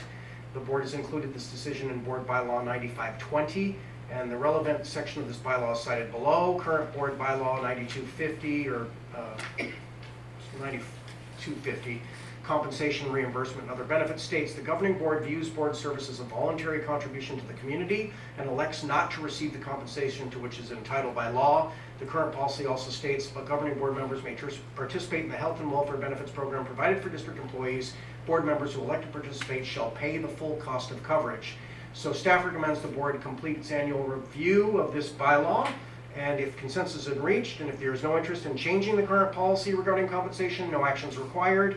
If the governing board determines to modify this language, formal action would be required. Seeing no motion, you remain status quo, you remain unpaid, you may elect to pay for medical benefits. If you want to change that, you must make a motion. So, motion to approve? You don't even need No, to, we don't even do that. no actions So required. no action required. Is there are there any questions or comments on this? So basically, it's saying that we as board members have the option of getting paid to do this, but we generally have declined to get compensated. Correct. And above the pay, we also get medical, we also could get medical, but normally we've declined this. And it has given the district a savings of what? $14,400 is what the board saves the district by not getting paid, which I must say was not the case in my last district, and I think is a noble thing, but not standard. Many boards take payment. The fact that you have a policy basically saying that you don't take payment, I think shows the magnanimous nature of this board, but you would be able to elect for health and welfare benefits program if you paid for that full cost, if you wanted to opt in. And we have to have a decision by right now. By the organizational meeting, that's right. I'm gonna be completely bluntly honest. My rent got raised, and on my days off, I'm catching up with emails, doing school site, and honestly, those $200 and something that I have declined to collect really would help. I mean, I'm living paycheck by paycheck, so I have to. Can we do it in part? Can we amend it and do it as individuals choose to accept or decline? Well, I guess I have to think about it right now. Give me a minute. I'm sorry. I'm being honest. Like I pay for childcare. I can't even work overtime because I'm rushing over. And mind you that it's not that I'm doing it all the time, but I am. It is affecting my family and my income as well. And I need a minute to think about this. I think it would be totally appropriate if you choose to take the compensation. I'm also just comfortable, again, coming back to, we've been talking about equity, and I think this to me is an important concept to know that there's not a pressure on current or potential future board members to adopt this, magnanimous, let's just say privilege to be able to serve in this board free of pay or whatever it is. I think it's a privilege that many of us and historically have been able to enjoy, but I want to make it also clear to current and future board members, from my perspective, I don't think that should be an expectation, because I want to make sure we don't limit who we have on this board based on the privilege of being able to do it for free.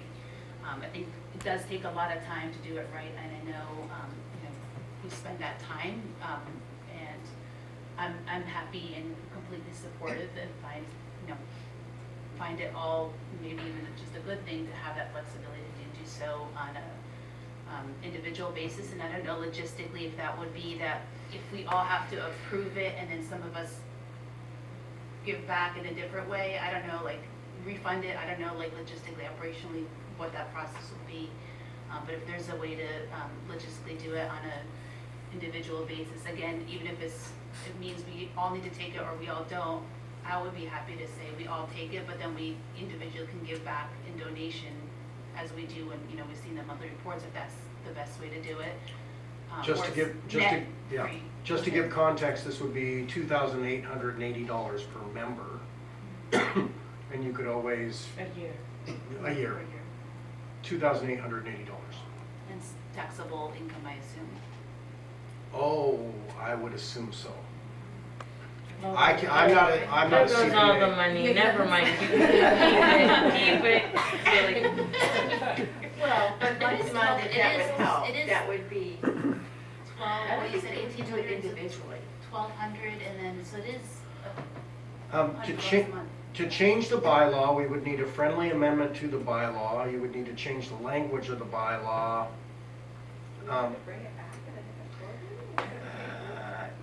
My understanding is, Generally, policies, we have to do that with one discussion. yeah, you have historically reviewed this board bylaw during the course of annual organizational meeting. It is not required us by our reporting to the county. It's not something we're issuing to the county. This is completely something we could bring back if it is of the interest of the board to consider it, and I could take. We'll investigate whether or not you can Sure. create an opt-in or. That's fine. And also, it is not, we never like to do policy work at the dais, like, Yeah, that's what I'm saying. Sure. We need to know what we can and can't do in terms of. so if you want to revisit this, we can revisit this, and Does if that it's, require a motion to revisit, or you just come back with it? there's no action required at all, and if you want to bring this back as a policy, we would just, you and I would agendize it when we meet, or when we meet with the vice president to agendize it in a future meeting if the board is so interested. Yeah, I mean, I think it shouldn't dissuade anyone from being on the board or wanting to be on the board, so. I would agree, and again, it is uncommon that this bylaw exists. I mean, I honestly, I am a little embarrassed and uncomfortable with saying this, but I am really struggling financially. Get your money, girl. But I it's, at the end of the day, 2,000 with taxes, I mean, I probably won't see much of it, so I'd rather get the kids get it. Can I think about it, because. Yeah, we'll bring it back and discuss it next month. That's fine. I'm fine to take that direction, no action required, nothing more need to be said. Okay. That brings us to future board agenda items. We'll have ongoing financial overview updates, approval of Williams Uniform Complaint Report, approval of Cabrillo Unified School District Governing Board policy updates, and adopt the proposed revisions as recommended by CSBA. And then future events, December 20th is Pillarcito's graduation. Yay. December 23rd through January 3rd is our winter break. January 6th, teachers and staff work day, so no school for students. January 14th, Big Lift Collaborative meeting. And January 14th, Chamber Education Committee meeting, District Office Boardroom. And with that, our meeting is adjourned. Oh, motion to adjourn. Can I second this one? Sure. Second. All in favor, say aye. Aye. Motion passes. 5 + 1 to 0. We're out of here. Happy holidays. Very, yes. Thank you. Happy holidays.